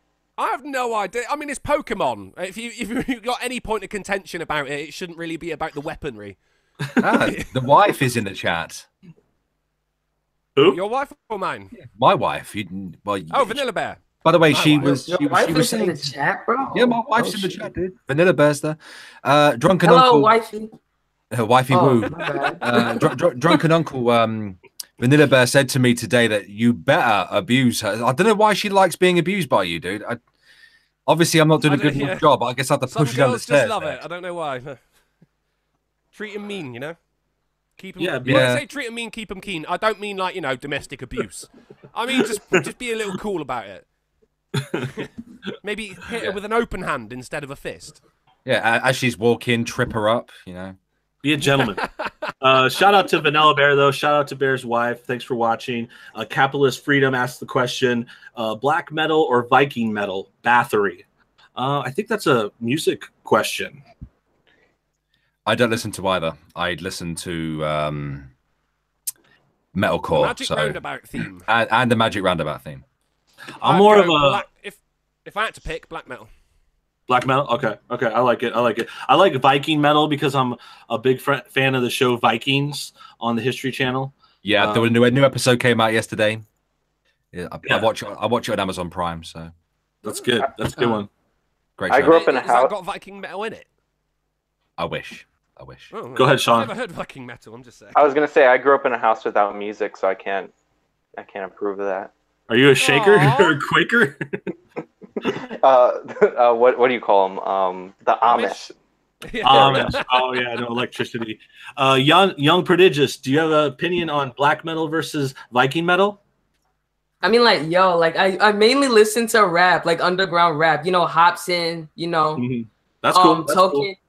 Jordan Lucas. Like, I mess with them. I mean, the crazy part is like Jordan Lucas. He's been releasing dope music, but then the one song, "I'm Not Racist," everyone just gives him hype. Like, that's mess. That's just weird in my opinion. Yeah, that's true. I did a video about I'm Not Racist, I think, a couple months ago. Yeah. And that thing blew up. That's crazy everywhere. Did you other guys hear that song? Yeah, I watched yeah. a video on it, and then I actually went and watched it. I actually quite enjoyed the song, I'll be honest. Don't get me wrong. I realized that the lyrics are counterintuitive to my own beliefs, but I did actually enjoy the song for what it was. It was very interesting to see those arguments often used against us presented in a music format. Yeah, for sure. I supported like the white conservative over there. I mean, I don't know if anyone did too. Like Loki, He made more sense in that song. I thought he was making pretty good points, and then the other side, he was making those typical kind of like SJW points. Everything racist. I mean, I watched it back a few times, and I realized something, that when the like the fat guy with the MAGA hat is doing his bit, he brings up quite a few points. He brings up quite a few talking points, and then the black guy does his bit, and then he only brings up like 2 or 3 points. Like, exactly. Is that all you have? Yeah. And most of his points are like don't even happen on a daily basis. That's one thing that's weird. Like most of what is going on, like this whole police thing. Why are you training people to hate our police? You're the one protecting us. And like I don't blame them. Like no bullshit. I said this before on them looking at black people like we're 13% of the population. We commit 50% of the country's crimes, like violent crime. Yo, that's this kid's red pill. Chicago's even worse, man. You can't really get away. You can't consume any kind of media without there being some kind of SJW like lilt to it. I mean, I was watching Brooklyn Nine-Nine the other day, and it's a comedy, and there's an episode where Terry Crews gets arrested, for being black, and they did that. That was the whole thing.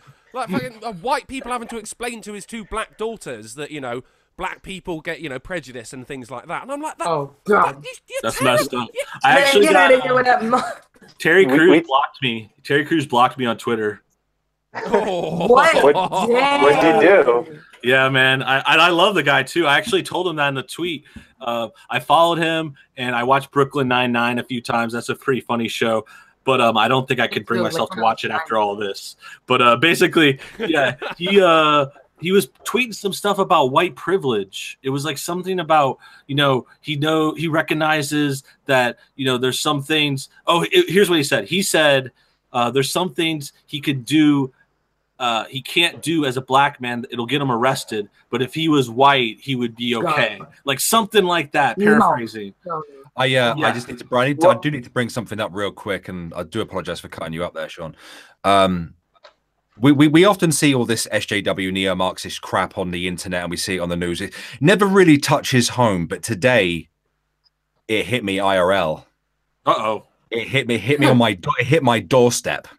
Oh boy. Oh shit. They have been teaching my son at high school that taking away their mobile phone is abuse. What? Yeah. What in the world? I shit you not. Oh my god. Oh my god. Yeah. I ain't even SJW. That's just bullshit. Well, everything SJW say is bullshit. Yeah, but apparently taking away their cell phone is abuse, and they're also teaching our kids that they don't have to do what their parents tell them to either. Oh god. Oh yeah. Wow. They're starting. They're seeding this. They're planting the seeds of revolt. They're gonna have the kids take over. Do you know what subject it falls under as well? Citizenship. What? That's not what citizenship is. It's not. It's being a bratty kid. It sounds like they're like trying to. Go ahead, Sean. I was saying I saw a TV show yesterday where a girl gets kidnapped and she's like Mexican. So she's like, nobody's going to save me. I'm not white and blonde. And I'm like, because that's what people say when they get kidnapped. Wow, bro. Oh my god. That was another video I covered like a long time ago. Some girl who's talking about white privilege, and she's like, yeah, I got pulled over for running a stop sign. And oh yeah, I watched that video. yeah, and she's like, oh, the cop let me go, but if I was black, I probably would have been arrested. And I'm just like, no, that's dumb shit that they tell you in school. Exactly. The crazy thing is that I actually was wrongfully arrested when I was 12 years old, and it went all the way to fucking court. What? Yeah, so like, it can happen. So like, yeah, what was the question? Sorry. Oh no, I was just saying it can happen. It's like I think I've had run-ins like different kids can you try to get caught drinking or something. You're hanging out after school, like you could get arrested. I think the main thing to remember is just that any cop can be a dickhead. It's not like a racial thing, it's just you get in the wrong place at the wrong time, or the cop's in a bad mood, they could be a dick. No, I got arrested outside of my school. I got arrested for when I was 12 years old for walking into a group of 8 to 10 15 to 17-year-olds and robbing them. And that went to court, trial, the whole 9 yards, even though I'm like, I can't do this. They're like 10 times my size. Like the difference between a 12-year-old and a fucking 17-year-old is a lot.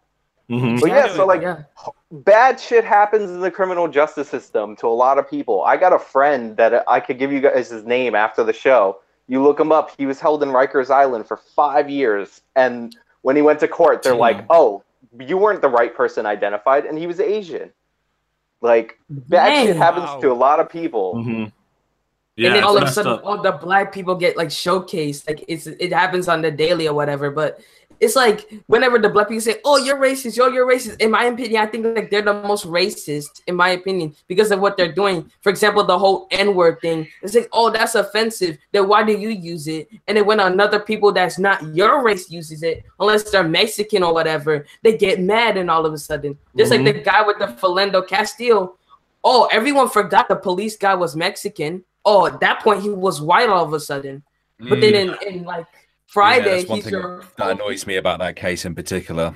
Yeah, they just they leave out a detail when it's convenient, like you mentioned, or they'll highlight it in other situations like that it doesn't need it. Like for example, say there's another story, someone gets shot, it could just read, oh, this person was shot resisting arrest, but in the news will make it sensational by saying black man shot by a racist cop.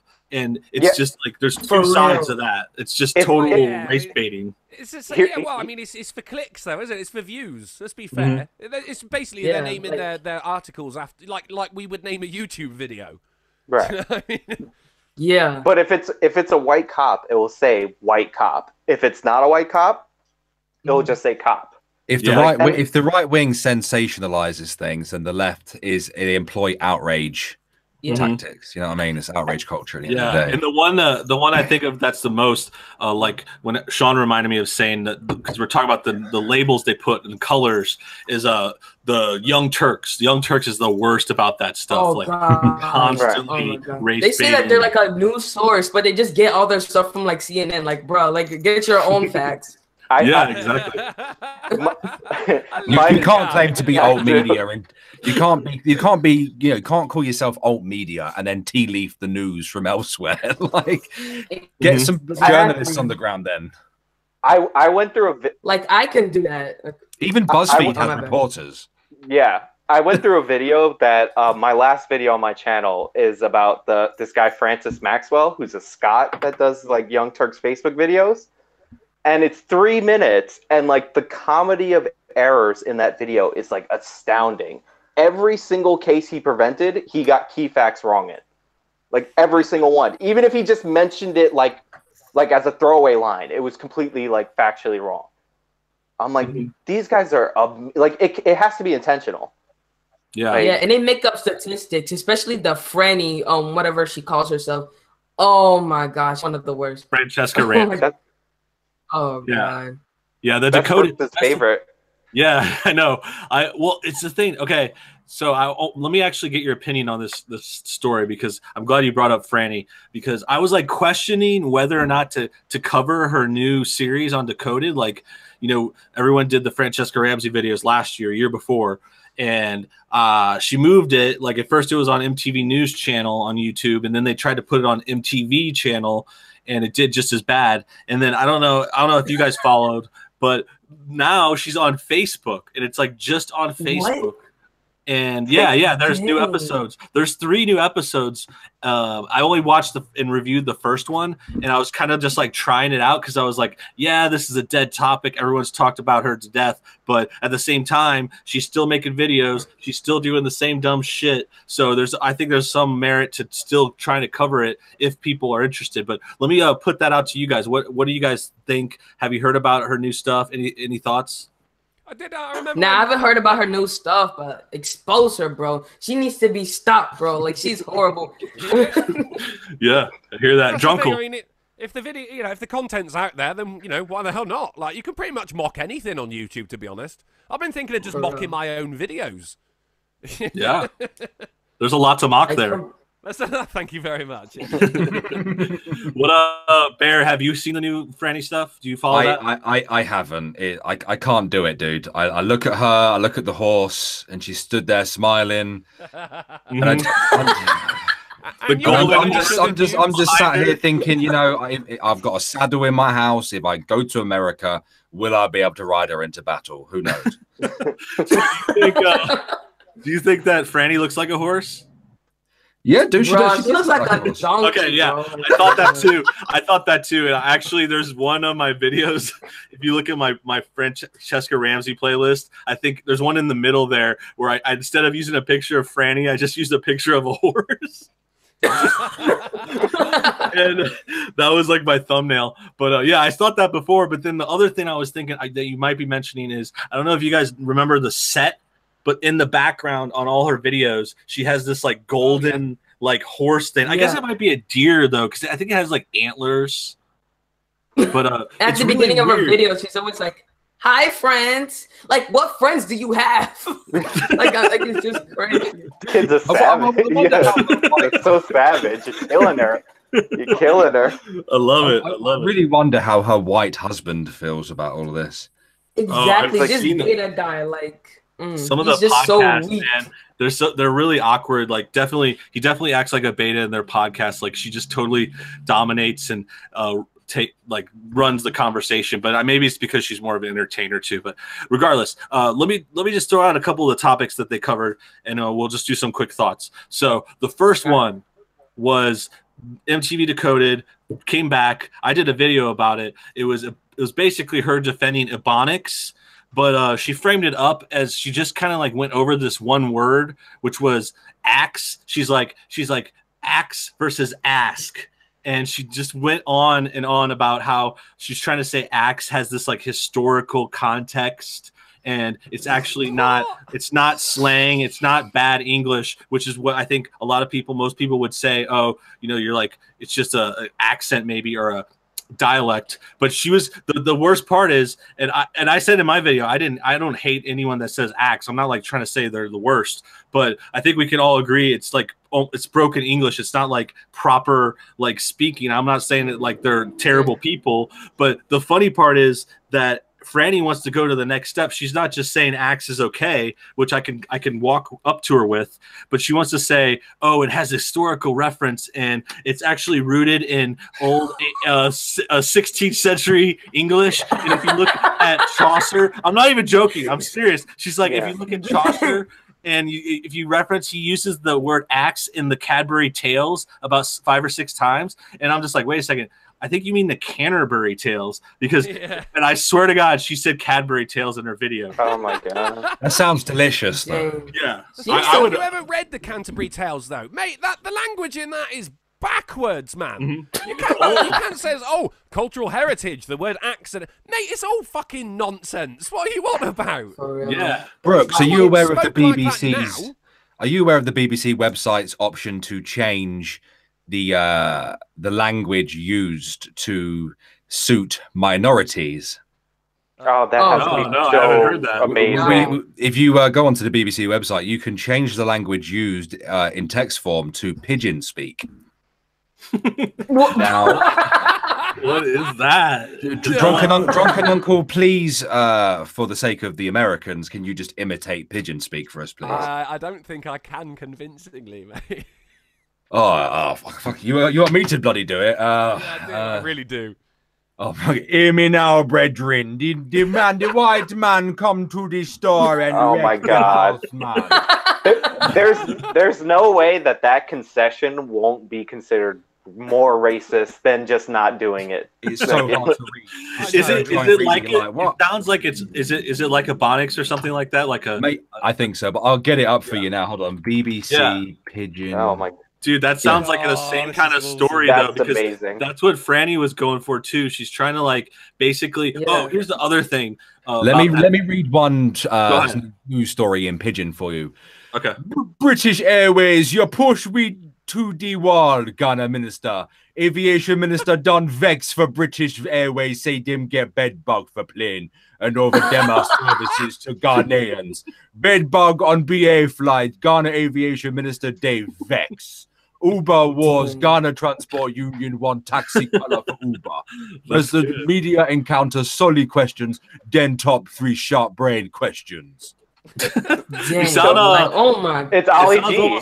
Yeah, I was gonna say English? Ali G or like Jamaican, like hey, there rude boy, come on down to the beach, man. That's pretty much how Jamaicans talk. Yeah. That's a good one. Yeah, but that is in the same vein, because like I was saying, if you go through more of the video, Freddie is basically defending Ebonics. I mean, she goes so far as when she brings up Ebonics, she's like she calls it AAV. It's like African American Vernacular English. I think is what it is. Something like. But yeah, she has a new word. Like, that's so Franny, right? Like, that's so Franny making up a new word. She makes up slangs. Like, I think she tries to be like cool, like try to be part of say like that's what the cool kids are saying. Like, bro, like just talk normal. I'm like most teens, like my age, like we don't even use none of those words. Like, what is this, 2007? Like, it's just crazy. And then on top of that, and then she calls it AAV all the time, and it's just like she's trying to church it up because Ebonics just kind of has that negative tone, I guess, over time. But yeah, that was the story. That was the first video back from Francesca Ramsey. Pretty much old hat at this point. Well, I've actually never made a response video to Franny, so I'm not going to say you shouldn't because I want to leave that option open if I ever need content. But it's there. Yeah, it's there.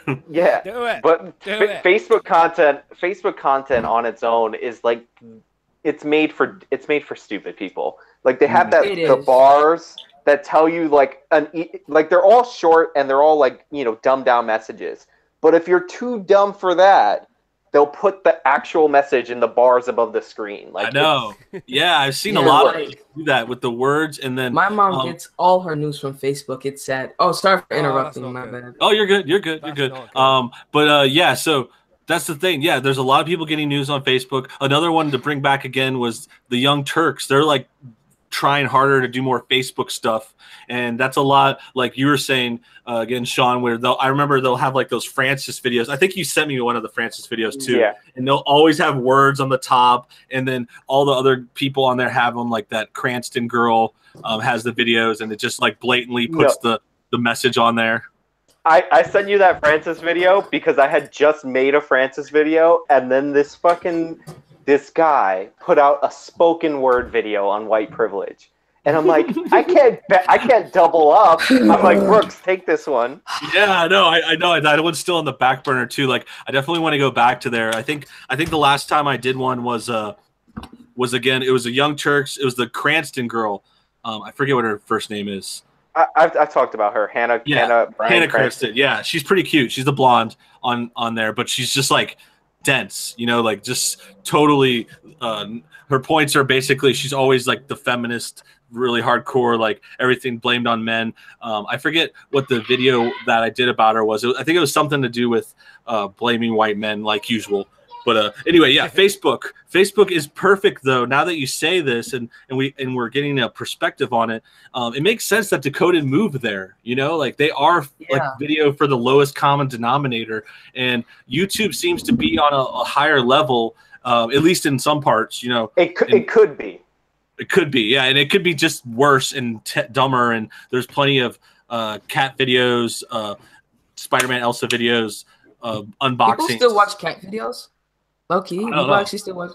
I don't know. Do they? I mean, I think they're still out there. Like, I'll see the clips, but I don't think anyone's like. I think it's just those one-hit wonder videos that kind of pop up, and someone has a random thing with a cat. But yeah, you know what I mean. It's like on Facebook, they don't get the dislike button. You know, you got to go through the comments. Oh yeah, and it's hard to get those ratings out and to really beat it down. But yeah, I think that's all to say about Franny. I think I saw the titles of her other videos, and what like the second one for this season was not all Muslims wear hijabs. I think was like, I didn't watch this video yet. I didn't cover this one yet, but the basic gist I got, I think I watched the very beginning, and it was like if you think all Muslim women are supposed to wear hijabs, that's racist. Like that's like saying all hipsters have mustaches and ride skateboards. They do. Don't they? And then she said something like that. She tried to make her own Franny joke. She's like, that's only 90% of hipsters. And oh no, you have to do it right. You have to like rear back and then change your voice. That's only 90% hipsters. But like that's only 90% hipsters, kids. Today we're talking about a job. Obsessed with Islam, aren't they? Obsessed with seriously. Like all the black people just try to be part of Islam just to be like black now, like Nas, Nick Cannon, everyone's doing it. And then on top of that, like everybody's like, and for example, let's bring like straight out of Compton, like NWA, right? They're like, like in Compton, they got mad when police pulled them over, police brutality or whatever. But Compton, like 99.9% of you guys are criminals and drug dealers. How do you think they're gonna spot 1% of you and just like, you know what, that guy's good. Oh, all of them are bad. Beat them, like you see what I mean? Yeah, you said it. Like you said it for sure. Sean, same thing with the hijab thing. I was gonna say, speaking of hijabs, did you guys catch that story of the Muslim girl who said that some guy cut her hijab twice, and the Prime Minister of Canada spoke out about it, and it was all over national media, and then it was fake news. Yeah, I heard about that too. I heard a little bit. The shampoo advert that has got a woman in a hijab on it. For a shampoo, you can't even see her fucking hair. Does she put it on the hijab? Does she just do it like over? Well, you know these shampoo commercials, they're all like these women in there swishing their hair from side to side, showing off their glistening locks, you know, saying, oh, this shampoo, look how fucking amazing my hair looks. And then there's a chick in a hijab. Well, we can't see your fucking hair, can we, you stupid bitch? Maybe she has like bushy eyebrows. She just shampoos her eyebrows, and then it's just an eyebrow thing. She's just like, hey, buy Velvel Sassoon. I'm worth it. I just want to say I think the hijab is very empowering when it's forced on women. It's nothing says feminism and women's rights like making a woman cover herself up with the threat of being stoned otherwise. Exactly. Like, and not the good this kind of Muslim stone. thing, I hate. Oh, my bad. I hate it. Like, it is empowering. Not for women, obviously, but it is empowering. For men. For men, yeah. For us, we're men, right? Screw the women. Quite like Islam. I mean, we can do what I want with women. It's pretty good. Mm-hmm. If you don't like them, you could just stone them to death and get a new one. Yeah, it's like getting a new iPhone. No, man, iPhone 4. You've been so horrible to me. You either buy it outright, you pay the couple $1,000s, or you get a monthly plan. You just add $50 a month, and then they let you upgrade your woman every 2 years. So you start getting news reports of like, oh, Islam has been slowing the women down, so you have to buy a newer model. Yeah, that software. That software. I do like my current wife, but the new one that makes the bed with hospital corners. So I think I'll get that instead. And apparently you can put it in the microwave. You can heat it up and put it around your neck. Keep you warm. I think that's what it is then, because like with iPhones and with women in Islam, they get like a little case to customize them, don't they? Well, yeah. In this case, the hijab. I bet. The hijab, and then you so... can get like a thin. The screen protector is like whether or not you want to use a condom or not. No, that's the veil over their eyes. The full veil. The veil. Yeah, definitely. Okay. Oh my now we're getting somewhere. See, we got to hammer this stuff out. We gotta. I do have to say I do respect Islam because most of the covers that they go with is the black polyester. Stay classy. No need to get all fancy. It's slimming. You see, black is slimming. It's slimming, and it's like, why you got to show off? Why you got to wear? Why you got to wear interesting clothing or makeup? Like look good? No. I've never seen a woman wear a tent and be like, she looks trim. Yeah, it's true. It's like it's slimming, like communism, very slimming. No better diet than starving yourself and not having enough. Yo, like, bro, like for example, in school, like, haven't you noticed most of your language arts teachers are Democrats and liberals and leftists? Yeah, for real. Oh yeah. No, I mean crazy. I don't have teachers, but I know what you're saying. Yeah, like for example, like in 6th grade, I literally got detention for saying that I'm a Republican. Like it's creepy. Really? Like Wow. that is creepy. That's a video right there, dude. That's your next video. I think he's leaving out a few things there. Yeah, I'm a Republican, so fuck yourself, you leftist prick. Yeah. Yo, And he had a like, gun. dang. It's just mad crazy. And with the hijab thing, like how these leftists support Muslims like more than Christians, even though like Muslims have more of an extremist, like what do you call it? And people are like, well, we should not profile them. Donald Trump was wrong for what he said. What are you talking about? Like most of their religion is mad violent, bro. Like, do you know what happens in Saudi Arabia or whatever? They throw people off of buildings for being the way they are. And then you're like, we shouldn't look at them a certain way. Donald Trump. You're actually progressing quite a bit, Saudi Arabia. Oh yeah, actually, yeah. Yeah, women can drive with their husband's permission. Yeah. Oh, finally. And I'm fairly sure they're building a westernized area so they can get tourism. Yeah, I mean that's good progress for sure. I mean, progress is progress, but it's super sad that we have to celebrate something like being able to drive your car. Bigotry of low expectations. Yeah. Look, I got no problem with Muslim women that want to wear a hijab in a free and open Western society, but the fact that people see women taking them off in like Iran in protest, and they're like, "This is disgusting, Western influence. How dare you?" I'm like, "No, that's a good thing. They're forced to do that there." Yeah, that's a good influence.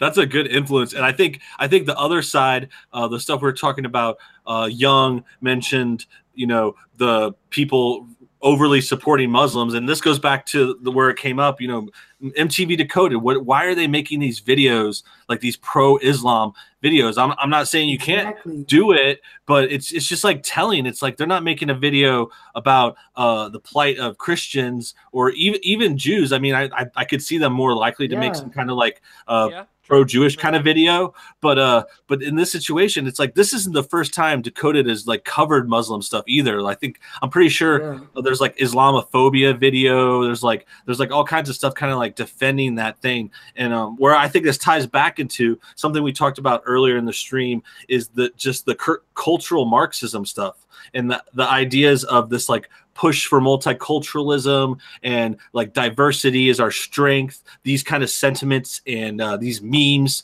that are in the news getting pushed out in universities as well. And it's like it's just part of the system. I don't want to go all the way into it, like all the way into some kind of conspiracy. I'm not saying there's like a Jewish conspiracy. I'm saying though, obviously you kind of pulled that out of nowhere.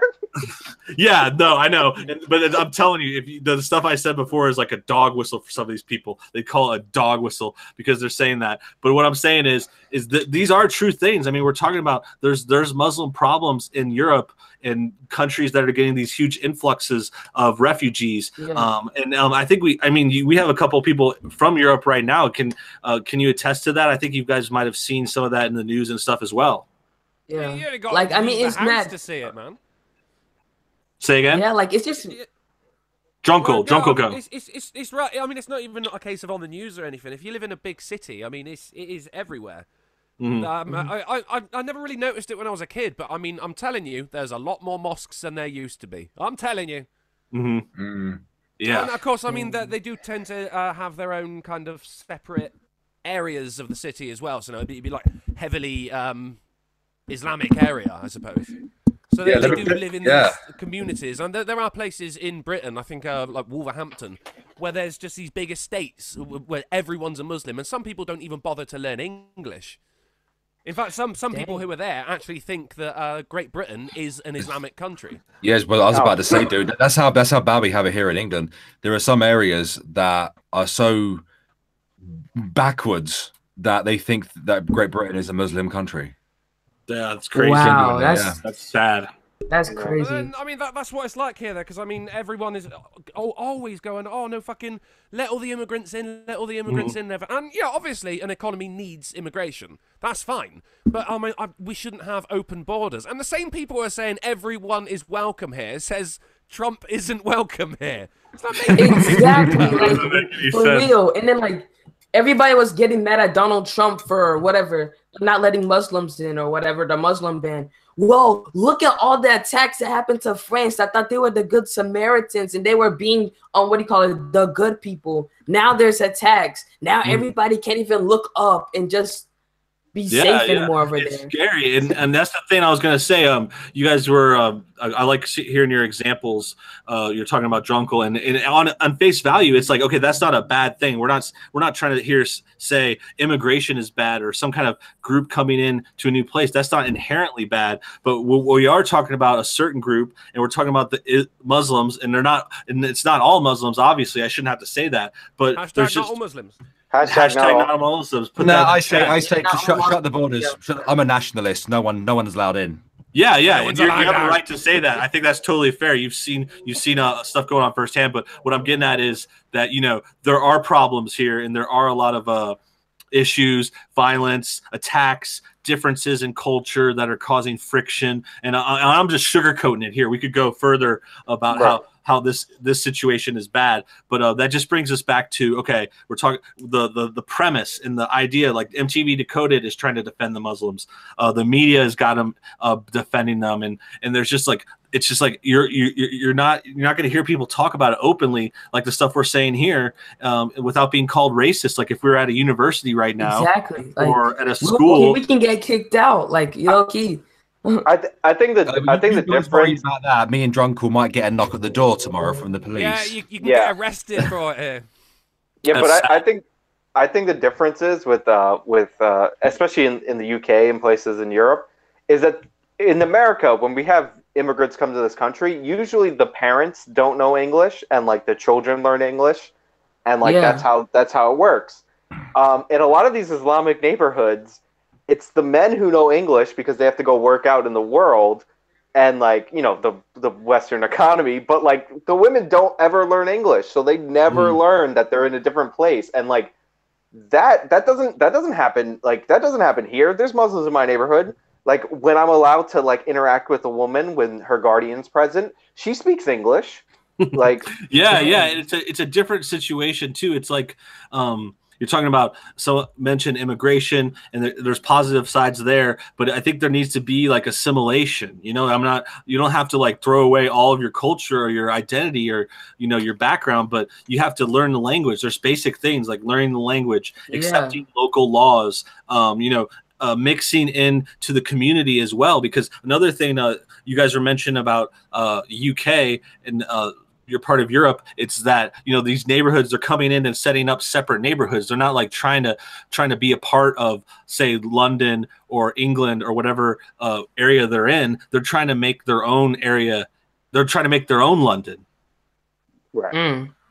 Like if you want to do that, you better go back to like Saudi Arabia. Like that's mad disrespect. Well, not disrespectful. That's just kind of messed up, in my opinion. That's like me trying to live in Mexico and bring all my family, and I don't even attempt to learn the language. But then I fully believe that I'm gonna be all fine here. That I decide to have a whole community of Americans just stay there and just form a little New York when we're in like New York super diverse. I know what you're saying, and it's to be fair, that probably improved Mexico. Let's not be honest. Let's that would in that case, if we're talking about Mexico, it doesn't work the other way though, does it? I mean, he is right. You can't go and set up shop. You, as we were saying, you obey the local laws, you obey the local customs. Do you guys see that? I think it was an article about some university. I can't remember where it was. Put out a PSA about eye contact, saying in some cultures, prolonged eye contact is offensive. So you're not allowed in to African look culture. people My in the parents eye. are Nigerian. But I mean, it's like, okay, great, that's part of their culture. But in our culture, you look someone in the eye when you're talking to them. Right. True. Yeah. And like if you're from that culture and you come to me and you be like, that's disrespectful in my culture, I'll do that in a one-on-one, but don't put out an all points bulletin that everybody in the university is supposed to change the way that we interact in the West. Yeah. Just in case. Like for real, like for example, like my parents are Nigerian and all, like I mean, they went through all the legal process and all that. That's one thing that I have a problem with DACA. Like my parents went through this whole process from Nigeria. My grandmother did residency or something like that for like a good 10 years or something. I don't know how it works. I forgot. But like, how come my parents had to go through this, but these people just walked by borders and just thought it was okay to just come in here? Like that's messed up in my opinion. That's getting cheated. Like, no bullshit, mentioned it before. Like they can be this family like in Europe or somewhere trying to get in. They've done all the legal process, paid all the money. They're just waiting to get in. And this Felipe just decides to walk across the border one day to see how Texas is like. And then No, you're right. You're right. No, I love it. I love it. You're honest. You got the points, and for sure. I think it's disrespectful to people that spend the time and do the right way, and it's just poor practice for a government like ours or others that are just being lax for SJW politically correct reasons.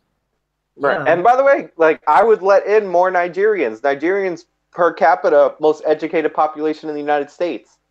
It's like 29% of them have graduate degrees. Also, there's a lot of rich Africans. People. There's a lot of rich people in Nigeria. Like this one guy, I've been talking to for a couple months. Like I sent him $1,000, and he said he's going to turn that into $1 million within 3 months. So I mean, Nigerians royalty. Like Nigerians, like let me explain. Like Nigerian, the economy, bro. Like Nigeria is cool. It's just the kind of corruption in economy. Yeah, if you bring $1,000 here, you're a millionaire in Nigeria. A lot of Nigerians are returning back to Nigeria from the West back to Nigeria because it's on the up and up right now. Mm-hmm. Yeah, I think there was a crash too. Like, is that? I don't know if that's the right country, but it was like a country close to there that had that like they had like $1 trillion bill or something like their dollar. Zimbabwe, yeah, that's something. That's what I was thinking. It's like there's like that plight in those areas, but I think that was a low that was before. It sounds like some are coming up, like Nigeria. Yeah, like bro, like it's just crazy, bro. Like the whole corruption, it's just messed up. And then like my parents got mad for like the Trump statement that was going around about what he said about Africans and Haitians or whatever. Like we don't even have any proof that he said this. There's no audio or video. It's just somewhere on the news. And there again with my mom getting news from Facebook, and she's been upset and crying all week. Yeah, well, it like honestly, it depends on how he meant it. If he meant like everybody in those countries are shitholes, or like the country itself, right? Because you could come from a bad country and be a good person. Mm-hmm. Like, you know what I mean? Like Africans come here all the time and become like doctors or so. Like it's just crazy. Yeah. And let's go back to like the black thing, you know? Like here's one thing I hate about like the African Americans. They want to be victims. Like they want to find every excuse, and they don't want to take responsibility for themselves, saying, "Oh, white people always get all the jobs." Could it be like you didn't get that good enough grades in high school? You were playing around and just messing with this girl the whole time. Your GPO is like a 1.9, and the white guys have 4.0 because they actually paid attention in school. But how pretty was I believe the black population in America has a chip on their shoulder because the liberal democratic message to them is that they are victims. Yeah, they're raised. Yeah. It's been ingrained in the history and the culture and the news for a really long time. And immigrants don't They're really raising their carry kids that. to be like, yeah, immigrants don't even care that like Africans. We just come here, we try our best, we make it, we stay focused, we keep it 100, and then we make it. That's just how it is. Like if you go look at my report card, even though I do YouTube 24/7, I still have perfect grades. Man, That's good. one I believe day- my it. parents I will. believe it. One That- day I that's hope better I'm than as me. smart as you. Yeah, Yeah. yeah. When- I think so. Yeah, too. I hope I grow up to be just like you. Yeah, I was Yeah, just gonna dude. say that. We all look up to you, Young, and I think that's a good place to start wrapping things up. I'm going to read the chat real quick. I'll come back to you guys for any final comments, but thanks everybody for watching. And Cryptic tells Bear to stop it. Robert says tell Brooks to check the chat. I'm trying to check the chat. I was following a little bit, but we're just kind of wrapping things up. We didn't do it 2 hours. I'm glad we got some new guests here. Start off with me and Sean, actual Justice Warriors in the chat. He says that's Sean's YouTube channel. Why don't you tell us about your last video? What kind of stuff you do? You do some SJW politically correct stuff, right? Yeah, anti-SJW. You always mix that up. Anti-SJW. Yeah. Actual Justice Warrior, anti-social justice. Anti-social justice. I do case breakdowns, and I have a video if you're starting out on YouTube, how to build a starter kit. Nice. Cool. Check it out. Cool. Good stuff. And then let's go to Young Prodigious, the man of the hour, stealing the show. Tell us about your channel real quick. How do we find your YouTube? I mean, just typing like Young Prodigious has to be like #1 over there. Like, I mean, Cool. like right now, like I do reactions, I do vlogs, I do challenges. Like I'm doing more stuff. I'm trying to upload a video about what I think about the YouTube demonetization. Like, see, I've been trying to spend all 2017 trying to hit 10,000 views. I finally hit it. And then they just want to slam me with something else again. Mm-hmm. So like us small creators, and then when big creators talk down to us, I feel like they do not remember how it is to be a very small YouTuber. Yeah. Because they're... Yeah, I don't remember myself. It's been so long. I've been so rich and famous and popular, and just like I had so many people just pumping on my ego. It's kind of hard to remember the little people. No, I'm kidding. Of course, I'm kidding. And that's great for your channel, Young. I'm glad you're keeping at it. I think you're going to go lots of great places. You're doing a good job so far, from what I hear. Definitely. I like what I hear. Shout out to. I'm not as smart as you. Can you spell prodigious for me? PRODIGIOUS. Yeah. I'm just looking at it over here, but yeah, prodigious, PRODIGIOUS.